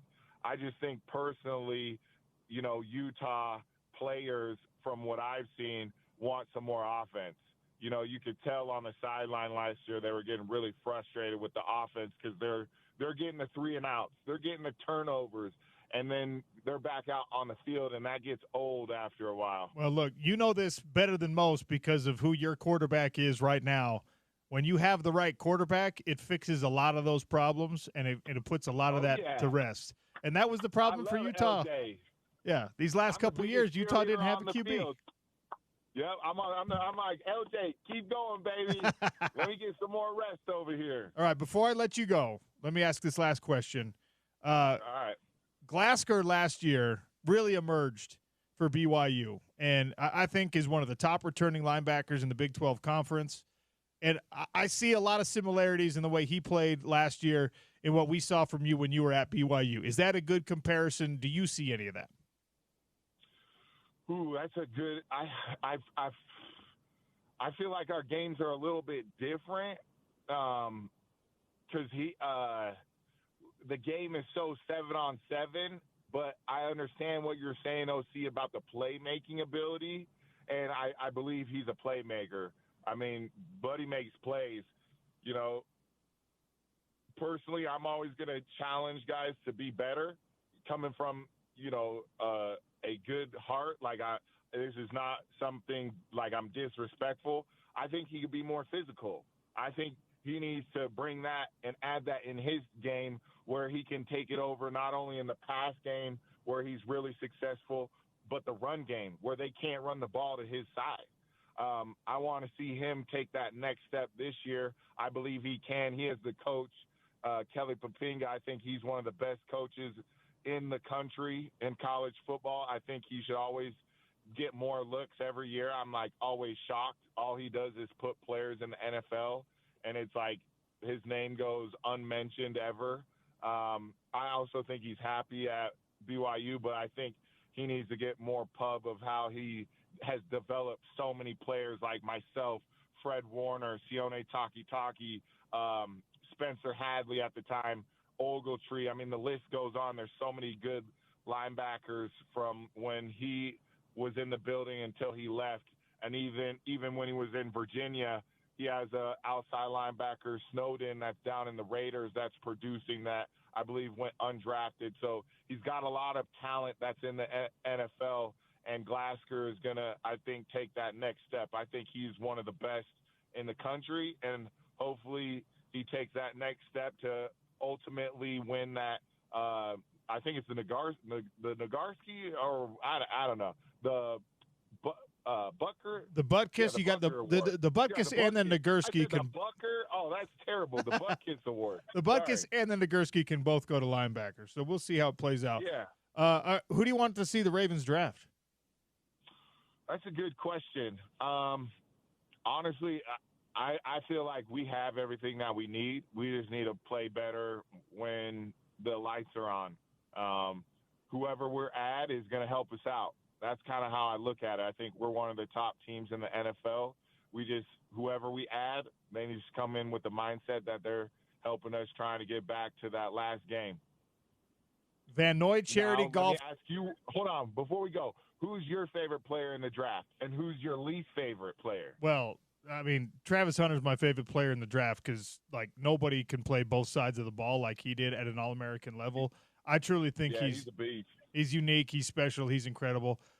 I don't like Mason Graham from Michigan. I feel like I just think he's overhyped. I think he's way overhyped. He's going to be a first-round pick tonight, and he's one of those guys I could see it not translating at the next level. But you know why I like him? Why? Because he makes plays. It don't matter. Every game he makes plays.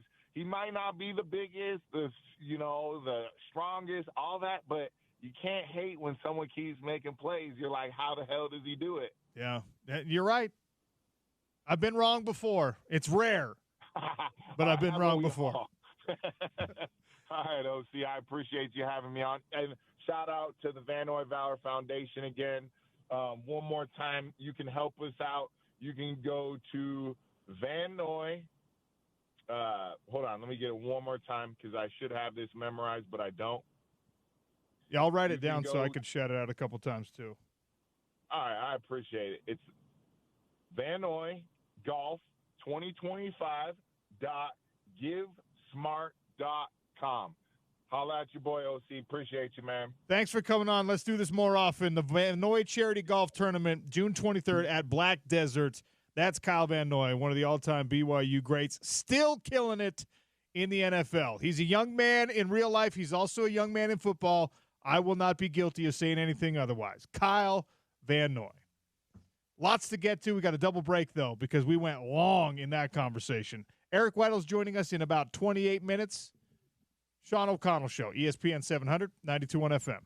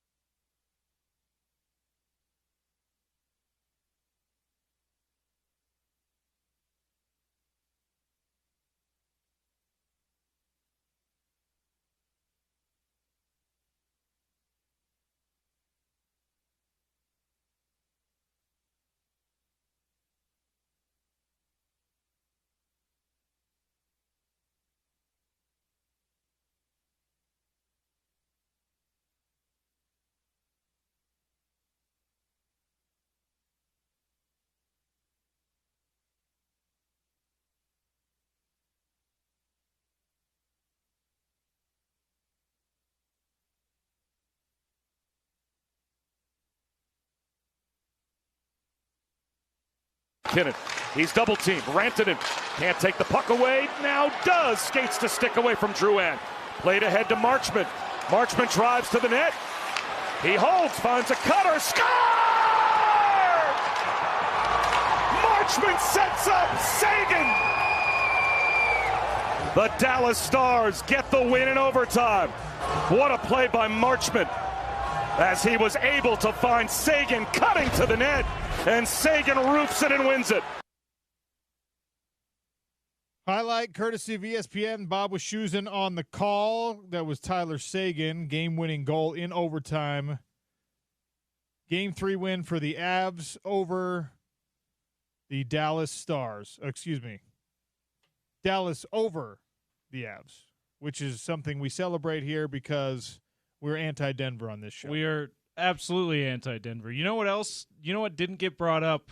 I was thinking about it yesterday. You were convincing Spence in crosstalk why we should be anti-Denver. RSL and the Colorado Rapids. That's right. Also long-standing rivalry. Yeah, also with the our Denver snow team. is better. All right? The skiing and snowboarding way better. Yep. Sorry, Denver. Our airport is better. Our ski resorts are better. Our Major League Soccer team is better. Our Major League Baseball team will be better. Well, yeah, because the Rockies have basically never been good. So, Hey. low bar. Shout out to Andres Galarraga back in the day, though. Big Cat was fun to watch. I did like Troy Tulowitzki, too, on their one World right. Series team. Okay. But, yeah. See what we're doing? We're straying towards Yeah. compliments for Denver. Knock it off. And also, you know what else is a win for Salt Lake City and should be an embarrassment for Colorado and Denver? When they were looking for a location to film one of the greatest comedies of all time that was supposedly set in Colorado, Yep. they came to Utah. That's right. They came to Park City and Salt Lake City, not Aspen. Dumb and Dumber, of course. Yeah, sorry. Sorry, Aspen. You're not cool either. Aspen catching strays. They're not even Denver, and they're catching strays. Colorado, it's all the same, right? All right. Time for a PGA Tour leaderboard update from the Zurich Classic, brought to you by Uinta Golf. The new TaylorMade QI35 woods are the fourth generation of carbon wood technology, a driver that unlocks a new level of distance, available right now at Uinta Golf. What's the leaderboard look like from Zurich? Pulling it up, usually when you search PGA, it comes right up, but for some reason, maybe it hasn't started quite yet because it is in Switzerland, but it's ahead of time. That would be ahead of us. Yeah, give me a sec to pull it up on instead of Googling it, pull it up on ESPN.com. This is terrible radio. It's called producing our on air. apologies. I don't apologize. It just happens sometimes. Yeah, right. It just happens. Zurich did the Zurich Classic. They've locked up PGA Tour has locked up Zurich Insurance as the sponsor of the event for all the way through 2030. The only two-man team event on the PGA Tour, and they've extended their broadcast rights deals and their sponsorship deals. Zurich Classic was an individual event all the way until 2017, and then the only team event to offer FedEx Cup points after 2017. So unique. Yeah, so it is a team event. I do have the leaderboard now. Celinda and Velo are your leaders at 14 under. Højgaard, the brothers Højgaard, presumably because it's Højgaard and Højgaard. It's a law firm. 13 under. Right behind them, Svensson and Davis are in a group tied for 11 under in third. Tied for sixth. A couple of teams, including Kanaya and Hisatsuna. And there you go. That rounds out basically the top 10 there from the Zurich Classic. This is a big payday, too. $1.66 million and 400 FedEx Cup points if you can win the Zurich Classic. You know who the defending champs are? Rory McIlroy and Shane Lowry. Okay. Not a bad pairing there. And Rory's playing in this one, and it's his first one since the Masters. So there's your leaderboard update brought to you by Uinta Golf from the Zurich Classic. NFL draft countdown, 4 hours and 40. 4 minutes? 4 minutes. No, 4 hours and 46 minutes left They started this countdown clock way too early. Monday, right? Now it's appropriate. Now when Yes. you're hours away, it's appropriate to have this thing on the screen. 4 hours and 46 minutes away from the beginning of the 2025 NFL Draft. They won't even have a countdown clock for the NBA. What's up with that, ESPN?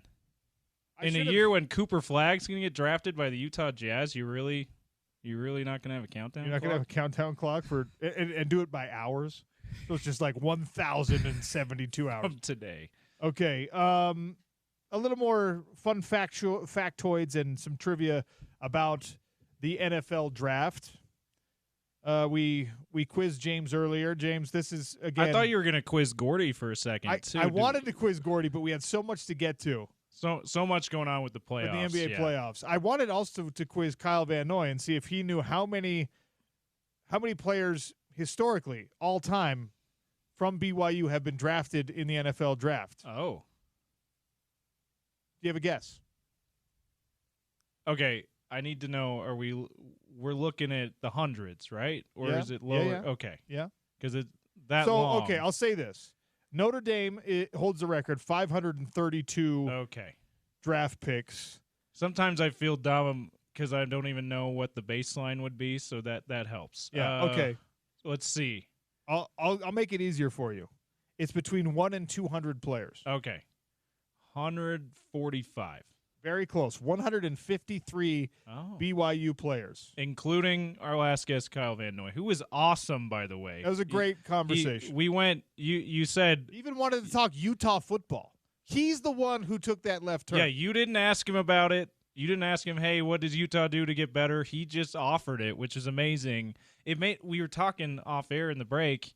It made me think how often it feels like it's a little more often in the BYU Utah rivalry, but I wonder in what other places around the nation where former rival players just talk shop with the current coach of their rival team. And my response to that was that probably never happens. Probably never.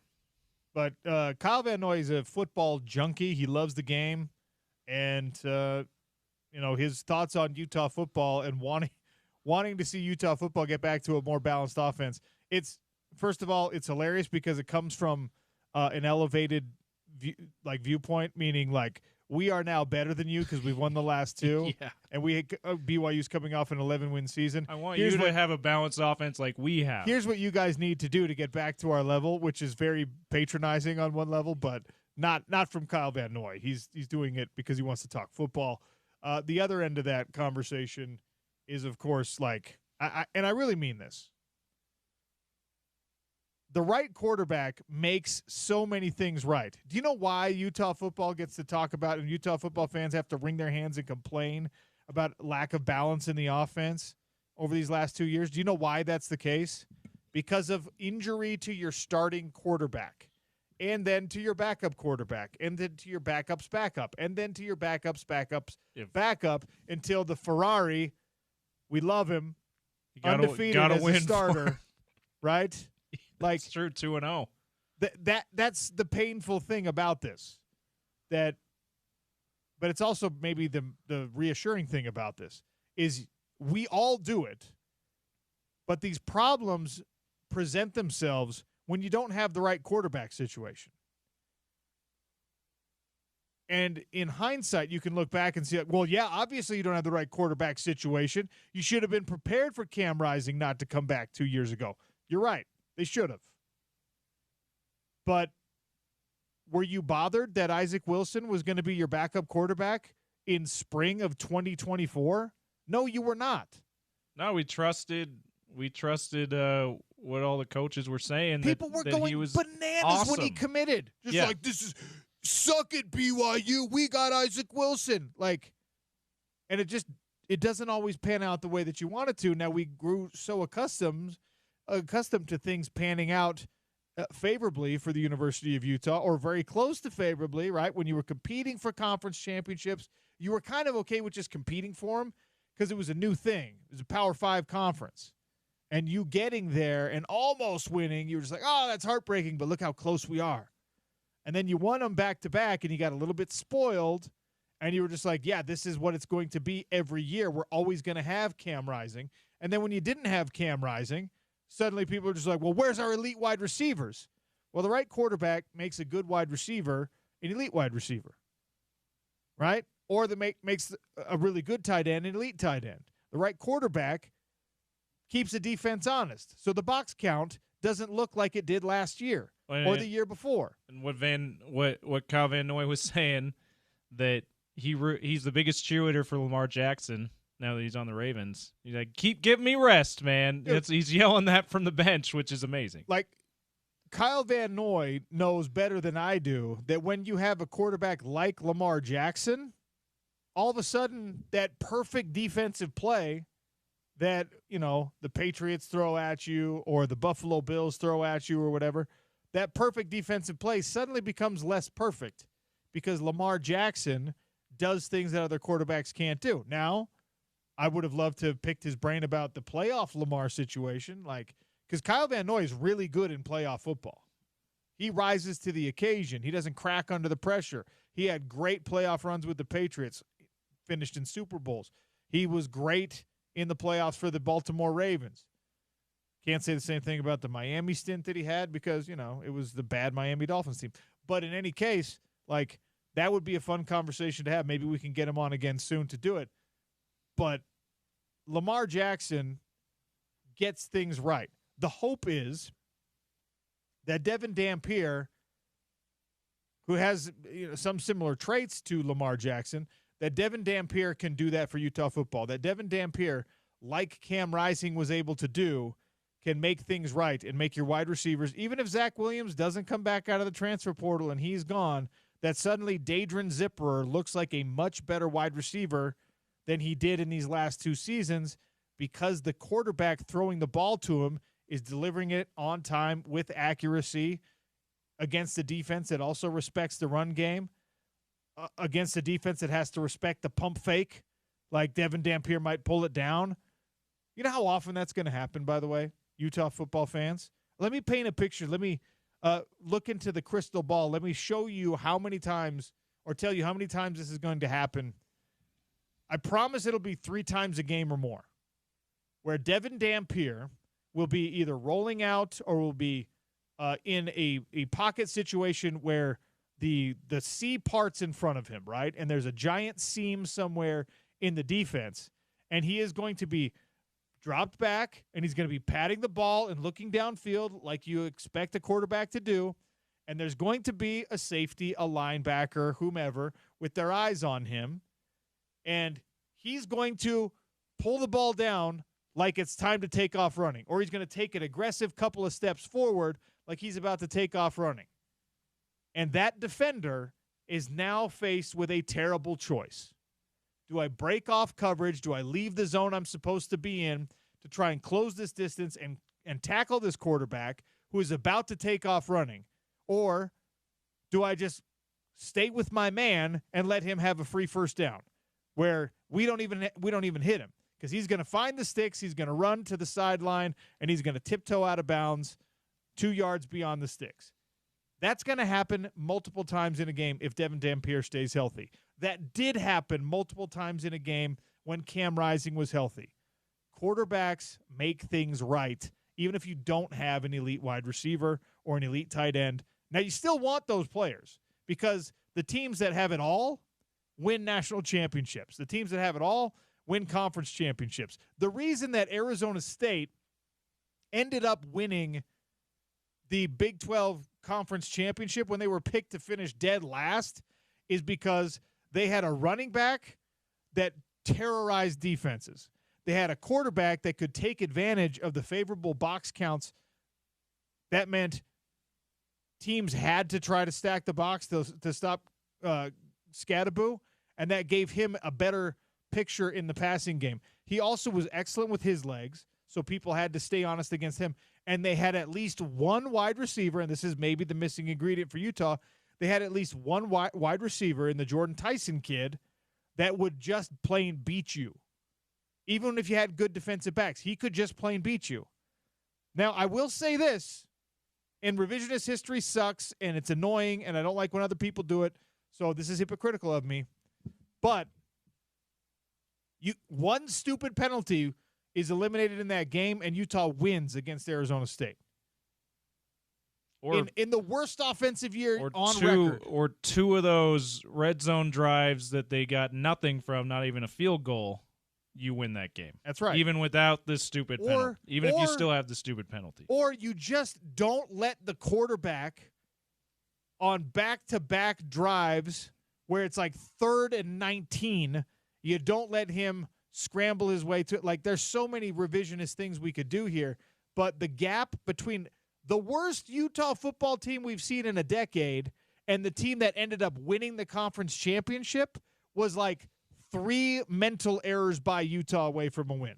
So it's not as bad as you think it is. It just isn't.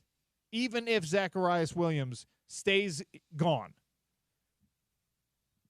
Do you know how many? I want to get this fun factoid out. Yeah. Since we took our little aside there. BYU football, 153 draft picks historically. What about Utah, James? Higher or lower?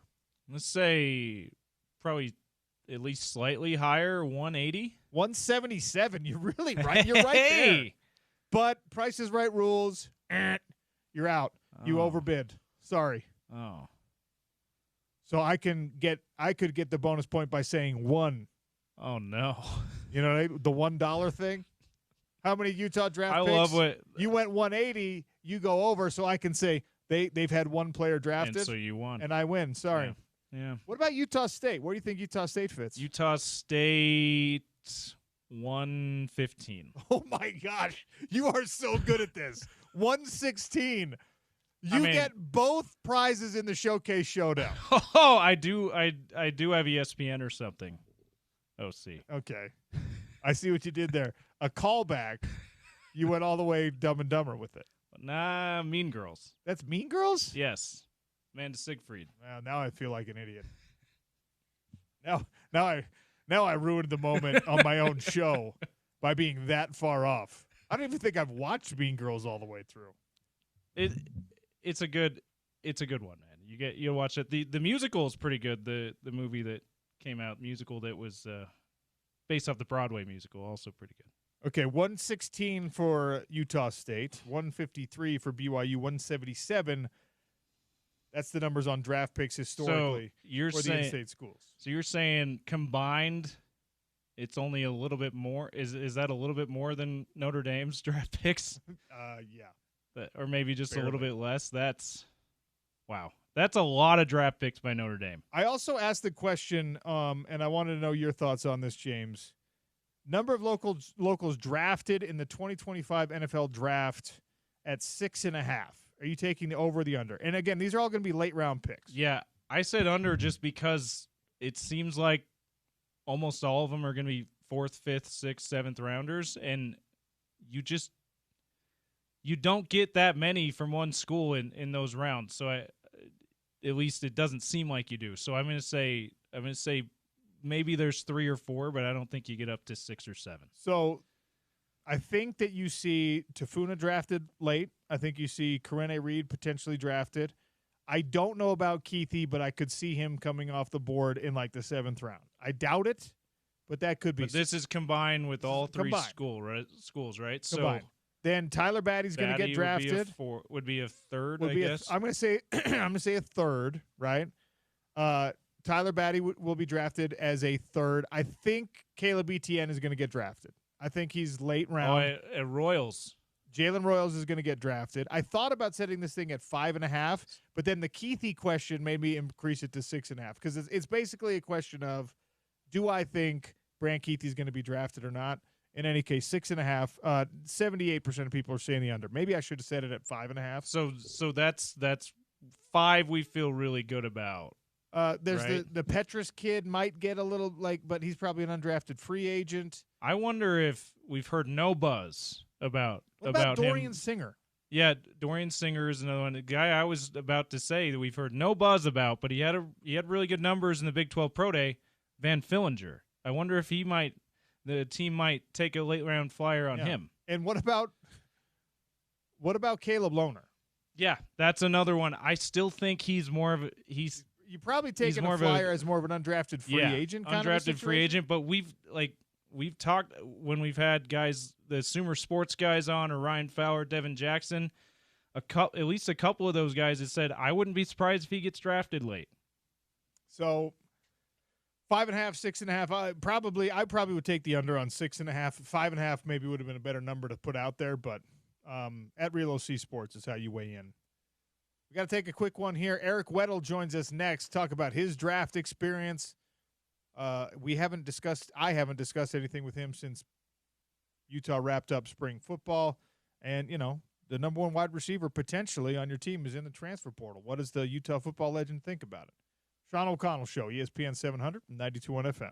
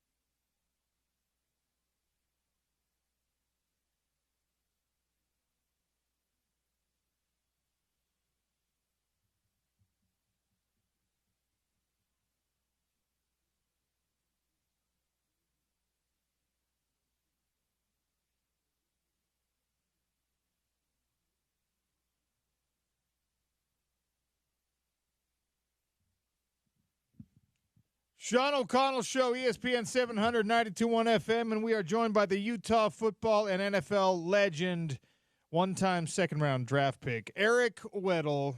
E-Dub, welcome back to the show. How are you? Doing fantastic. It's draft night.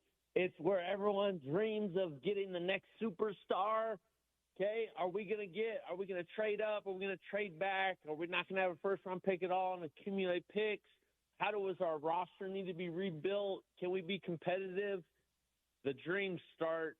We'll see what happens. Take me back to when you got the phone call. It was your hometown team. It was their first pick of the draft, and they wanted Eric Weddle. I know we ask you this question every year, but it never gets old when our guys' dreams came true. Tell us what it was like. Yeah, man. It was, the whole lead up, the build up, the meetings, the combine, the workout, being around, surrounded by family and friends for the longest first round in the history, half hours, and then they finally decided to,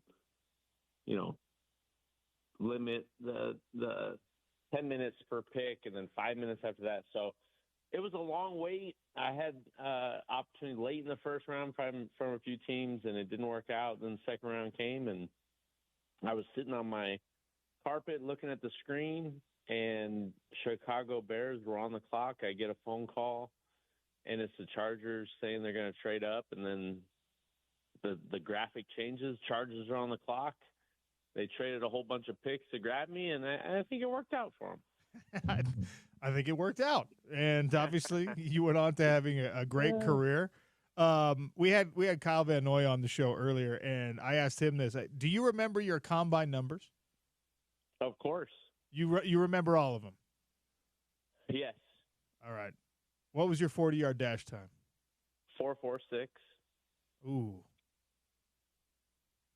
Yeah, NFL.com NFL.com says 4.56, Eric. No, that's definitely not true. So what about you?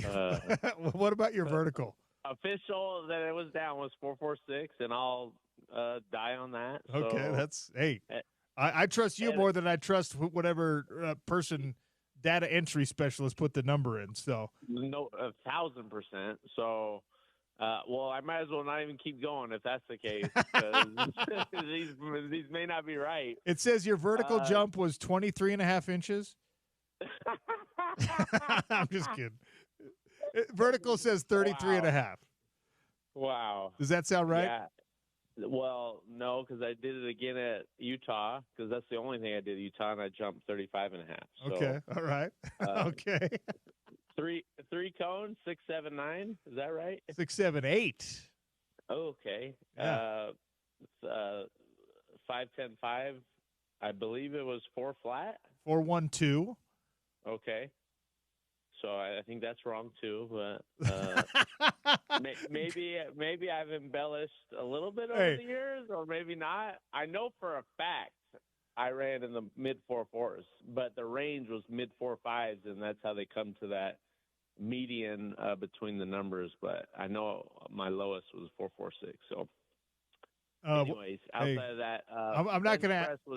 I'm not going to ask you about the bench press, okay? I don't want. Yeah, bench press was not really a strong suit at the time. I think it was 9 reps, and I didn't really prepare myself. My warm up was all messed up, and I blame that on the coaches that put me in there.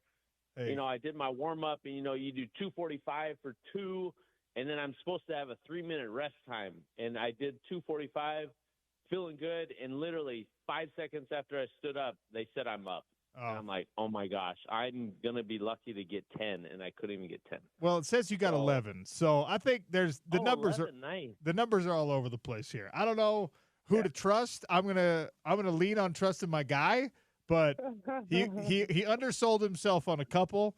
Maybe so we would believe when he oversold himself on a 40. You just never know. Yeah, the reality is can you play football or not? And that's why I love looking at this and looking at the draft profile. In 2007, I guess it's too far back to when, like now you can go back and you can look up guys who got drafted 10, 15 years ago, and it tells you all the strengths and weaknesses, and it's just hilarious to read. Like, this guy is slow-footed, and he can't walk and chew gum at the same time. And then, of course, he goes on to like a Hall of Fame level career. I love reading those profiles, but yours doesn't have that. It's the best. All right. Yeah, I mean, I'm kind of a dinosaur now when it comes to football and how long ago I came out, but all those numbers are great. It's kind of a barometer how you gauge a certain player to player, but honestly, like the speed really is only relevant for receivers and corners, okay? Because you can't have a 4.7 corner out there, and I highly doubt a 4.7 receiver is going to be able to separate. You have your outliers, the whatever Ladd McConkey. I think he was maybe mid 4.5s, not even that. Not even a 4.7. But the rest of the positions, you gotta channel in how you process, how you your instincts, intuition. So much of the game is reacting and how you process information. And for safety and a lot of positions, the game film is what gets you drafted, not anything else. So as guys are sitting there with their family, their friends, maybe some of them going to the draft, it's at Lambeau in Green Bay this year. What is the most important thing, like when the GM, Eric Weddle, calls? What's the most important thing for a player to know or to be told about embarking on this journey in the NFL? Shoot, I mean, I think it's just pure excitement and joy. I mean, a lot of the GMs I've talked to really, really love that conversation with the kids. And, some cry, some are elated, some don't even remember what they were saying, because it's a moment that a lot of these kids have dreamed their entire lives. And now it's here. It's become a reality. The real serious conversations don't really happen until you get in the building and you get in meetings, you get around the coaching staff, and that's when you realize, okay, this is real, this is a job. But I think that initial phone call is just joy and excitement and happiness for the player and for the team, because so much work goes into it. Months and months go into the strategizing and getting your board together to try to pick the best player for your organization. So for the Utah guys who are going to be drafted this year, it's not going to be a first-round call. It's not going to be a second-round call. These guys are probably going to have to wait till day 3. What do they need to know? Not the phone call they're getting from the team, but what do they need to know when that call does come and it's time to get to work? What is advice that you would give to young Eric Weddle or to Junior Tafuna or to Karene Reed or to whoever? Yeah. I think in general, if you're a day 3 pick, which is probably, if you're a 5th, 6th, 7th round pick, you're making the team by being a special teams player, right?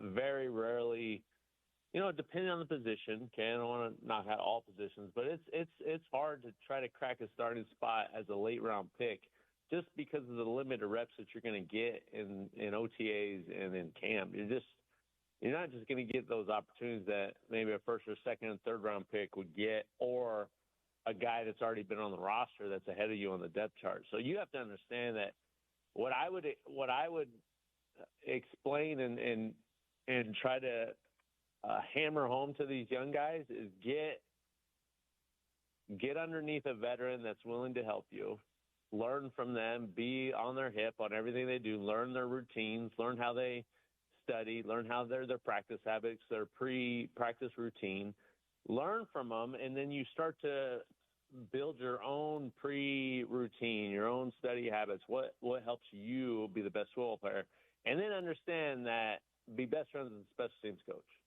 and do everything possible to get on the field and execute special teams, because that's how you're going to make the team, and that's how you're going to have a job. I see a guy like Karene Reed, that's how he makes the team. Junior Tafuna, 100%. It's harder to put, a 315-pounder on all your special teams. But Junior Tafuna, he's got a place in the league, right? Yeah, for sure. O-line, D-line are kind of in their own own bubble. He's going to have every chance to take someone's job because that's the reality of it. Those guys don't grow on trees. You have a specific trait for O-line, D-line of how you play. They need depth at those positions. So he's going to have a chance more so than maybe skill guys or big skills. I think the avenue of making a team and making a roster is what I explained. For the big guys, you just go out and dominate the physicality nature. Like, literally what separates guys at that position is, one, do you know what to do?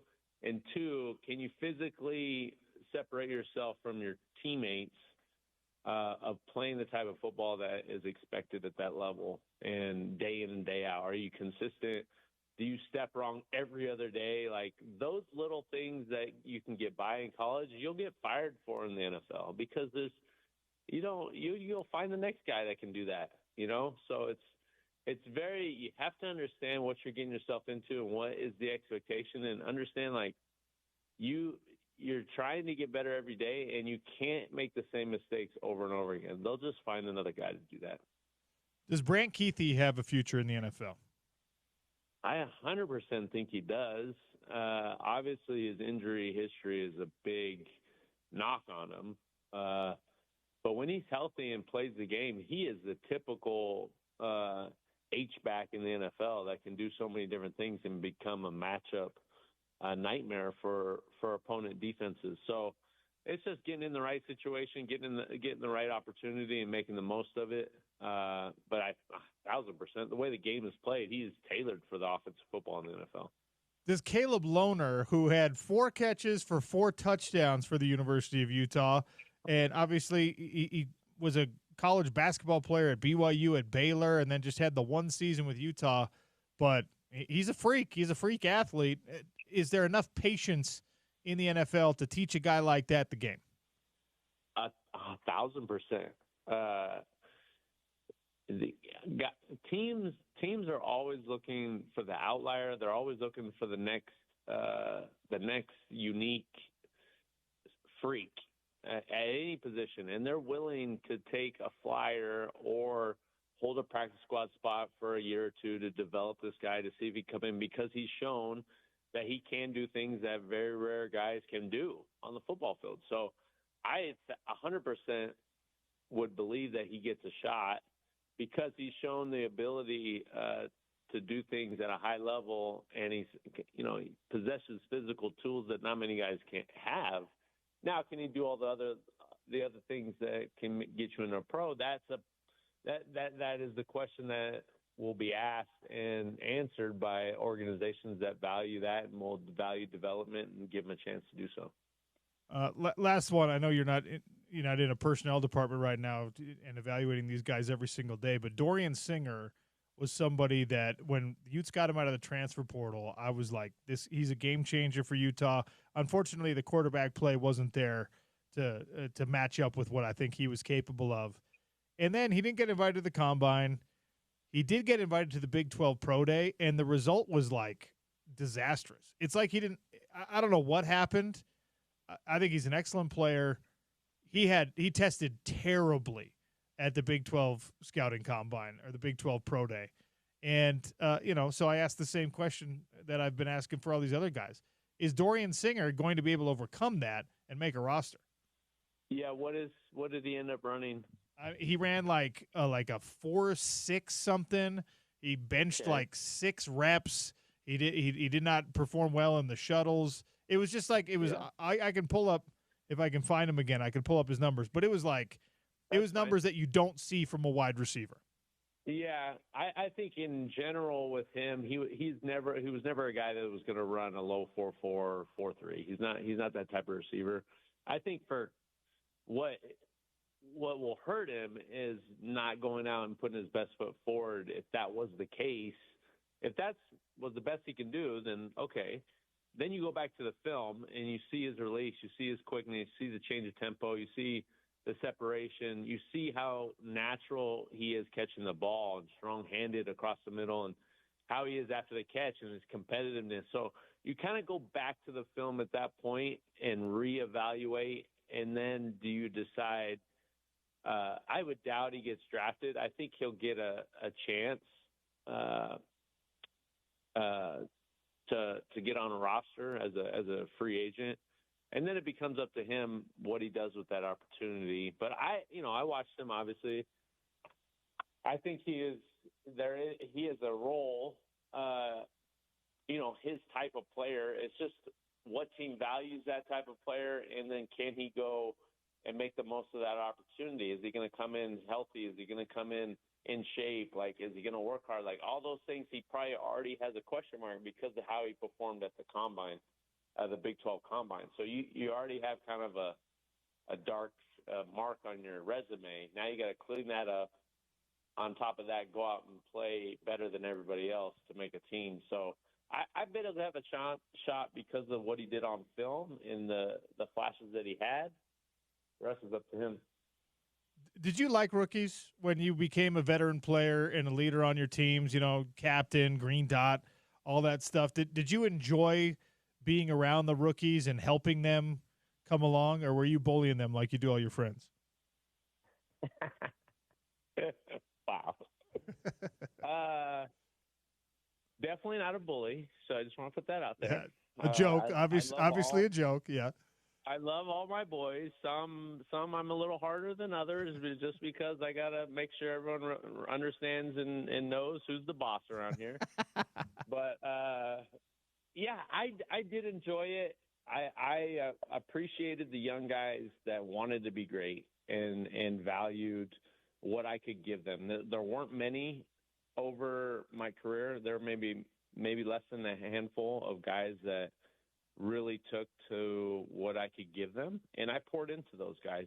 And in general, I was always willing to help. I never feared or was worried about a young guy taking my job. Okay, I really wasn't. I was confident in myself. I was confident in the play that no one's going to take my job. If my job gets taken, it's because I'm not very good and I can't play anymore. It wasn't because this guy's better than me. So I never had to worry about that in my own mind. So I was always willing to pour into the young guys and help them. And it didn't matter the position. I'd help linebackers. I'd help receivers. I'd help tight ends, help them, with their routes and understanding defenses. So because that's how you make your team better. And if you want to win a championship, you need to elevate everyone around you, not so much worry about the individual and how great I can be. Once you assert yourself as a legit player in the league, you now need to bring everyone up to your level to have a successful team. Before I let you go, pop quiz. Do you know how many Utes were drafted and then made the Pro Football Hall of Fame? Oh, my gosh. This is probably bad that I don't know this. I think we have – I'm gonna give you the answer because we want you to be number. One. Yeah, there's. Do we have one? So there's two, and okay. I was gonna say two, but I didn't. I think I knew for sure we have one. So go ahead. Larry Wilson is a safety, of course. And hopefully Eric Weddle will be another safety.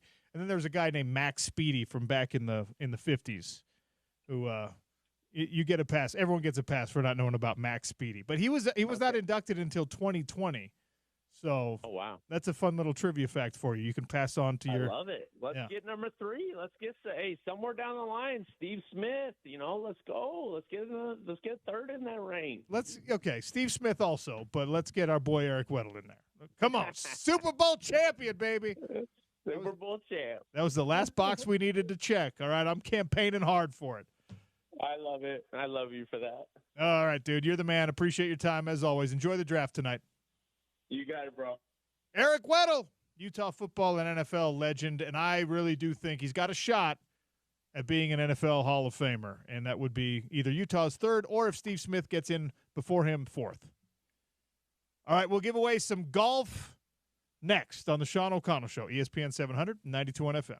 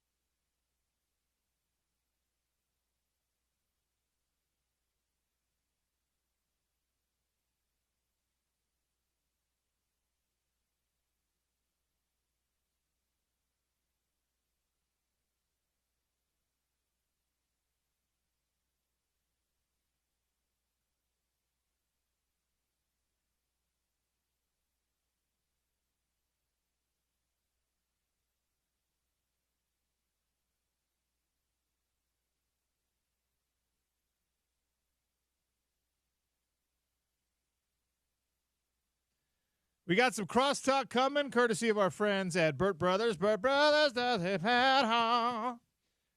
First, though, 18 holes to Valley View Golf Course as part of our Festival of Tees, brought to you by the Utah Golf Association.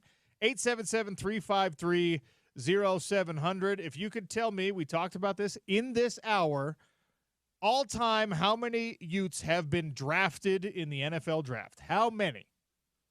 877-353-0700. How many Utes drafted for 18 holes to Valley View? Spence Checketts in the drive coming up next. And then we'll have draft coverage of the 2025 first round coming at you from Lambeau in Wisconsin. Spence Checketts, how are you? Love me some Valley View. Can I text in? I do not know the answer. I mean, well, then, yeah, absolutely you can. We were talking Hall of Famers before we came on air, and I was way off. Yeah. 2 Utes, 1 Cougar, 1 Aggie. That's right. And those numbers will rise in the coming years. But not exponentially. Yeah. Yeah. It's surprisingly low for a state like ours that has such a rich football history. Are you okay with a couple draft trivia questions? Bring them. Let's go. Universities with the most draft picks all time. Number 1 is? Alabama seems like the obvious choice. They're number 6. Let's see. Texas. Since 2000, it's Alabama. Texas. Nope. USC. USC's number 2. USC's number 2. Notre Dame. Number 1. Okay. Ohio State, number 3. Okay. Oklahoma, number 4. All right. Yeah. Michigan, number 1. What about tonight's the first round? What about all-time first-round draft picks? Who's number 1 in that? Did you name the school? Yeah, it's one of those schools we USC. already talked about. USC. It's Ohio State. Ohio State. It's James Peterson's Buckeyes. What? James is an Ohio State fan? It's disgusting. I can't keep track. Dude, he has the most convoluted, backwards, complicated. Well, I'm an Ohio State fan because one time Maurice Jones-Drew told me that I looked like Maurice Claret, and that's why he has the weirdest. We had a producer here. He was a part-time guy a long time ago. And I swear, every time a team would win a championship, he would show up the next day. He was a Patriots fan. He was an Ohio State fan. And randomly, I think the Capitals, no. I can't, like, a random team won the World Series, and he rolled in the next day with a hat. I'm like, you're the worst, man. I don't even know who you are, but you are the worst. It's like I'm a Yankees, Yes. Lakers, Yes. Dallas Cowboys fan. Literally, he was only here for a few months. He probably left because I was so mean to him. But every time a team would win a championship, he showed up the next day in that team's hat or shirt. I can't even remember his name. But there's nothing more. Don't be a front runner. That's really annoying, in my opinion. All right, last question for you before I turn it over to do your show. What do you got? Over under 6.5 locals drafted through all 7 rounds. Under. I'm going under.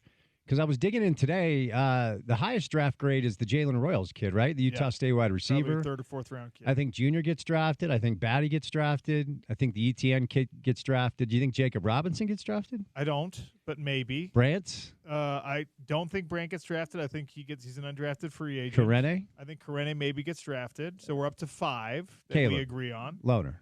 Doesn't you probably sign him as an undrafted I free think I'm agent? going under, man. I think I'm going under. There's, like I brought up Dorian Singer. What about Mekhi Bernard? Yeah. Mekhi Bernard practiced well and performed well at the Combine, at the Big 12 Pro Day. So did Connor O'Toole. Like, there's a bunch of guys that, injury history maybe convolutes things for them. But, like, Van Fillinger, James brought up a little bit earlier. They're these guys that would be 6th or 7th round picks, but you could see like 4 of those guys, or you could see 0. Well, and I think because this whole conversation about like Shedeur Sanders sliding maybe to the Steelers at 21, who gives a rip? Land in the right spot. Get with the right team. It doesn't matter where you're drafted, especially in this day and age, especially if you're Shedeur coming off a season where you made $4 or $5 million. Your dad's Dion. Sacrifice a little short-term money. Land with the Steelers instead of like the Browns. And if you're Caleb or if you're Brant or if you're Karene, because I've told you this anecdotally before, when Trevor Riley got drafted by the Jets, I was pumped. I sent him a text. I'm like, dude, congrats, you got drafted. He sends me this tirade, full of expletives about how he was so pissed that he couldn't choose where to go because it's like, if you're going to be drafted in the 6th or 7th round, you might as well be an undrafted free agent and pick the team that you want to play for. Yeah, your signing bonus isn't going to be that much different, and Right. hopefully you can find a better fit. Now, even if you get drafted by the wrong team and you get cut, there's always like that second and third bite at the apple, Yeah. where you do practice squad stuff, and we've seen guys from Utah, BYU, Utah State have that avenue of success in the NFL. But it's it's not an easy path to follow. Well, and with NIL, a lot of these college kids aren't entering the draft broke. Yeah. Right? Like, it's different than it used to be. Like, you're starving for a paycheck, so just draft me, give me my signing bonus. But a lot of these kids have money in their pocket right now. When you look at what the top quarterbacks in college football are being paid right now, I mean, we had a guy on from Duke, a Duke beat writer yesterday, to talk Cooper Flag. Yeah. They're paying their quarterback $4 million this year. Yeah. You know what pick you have to get to where your signing bonus, your guaranteed money Pretty high. is $4 million? Pretty high. It's the end of the second round. If you're beyond the end of the second round, stay in school. Carson Beck, $10 million to play at Miami instead of being like a sixth rounder. Like, of course that's what you should do. You know, like, I know it's transactional. People don't love it, but it's where we're at with the sport now. Stay tuned for the drive with Spence Checketts.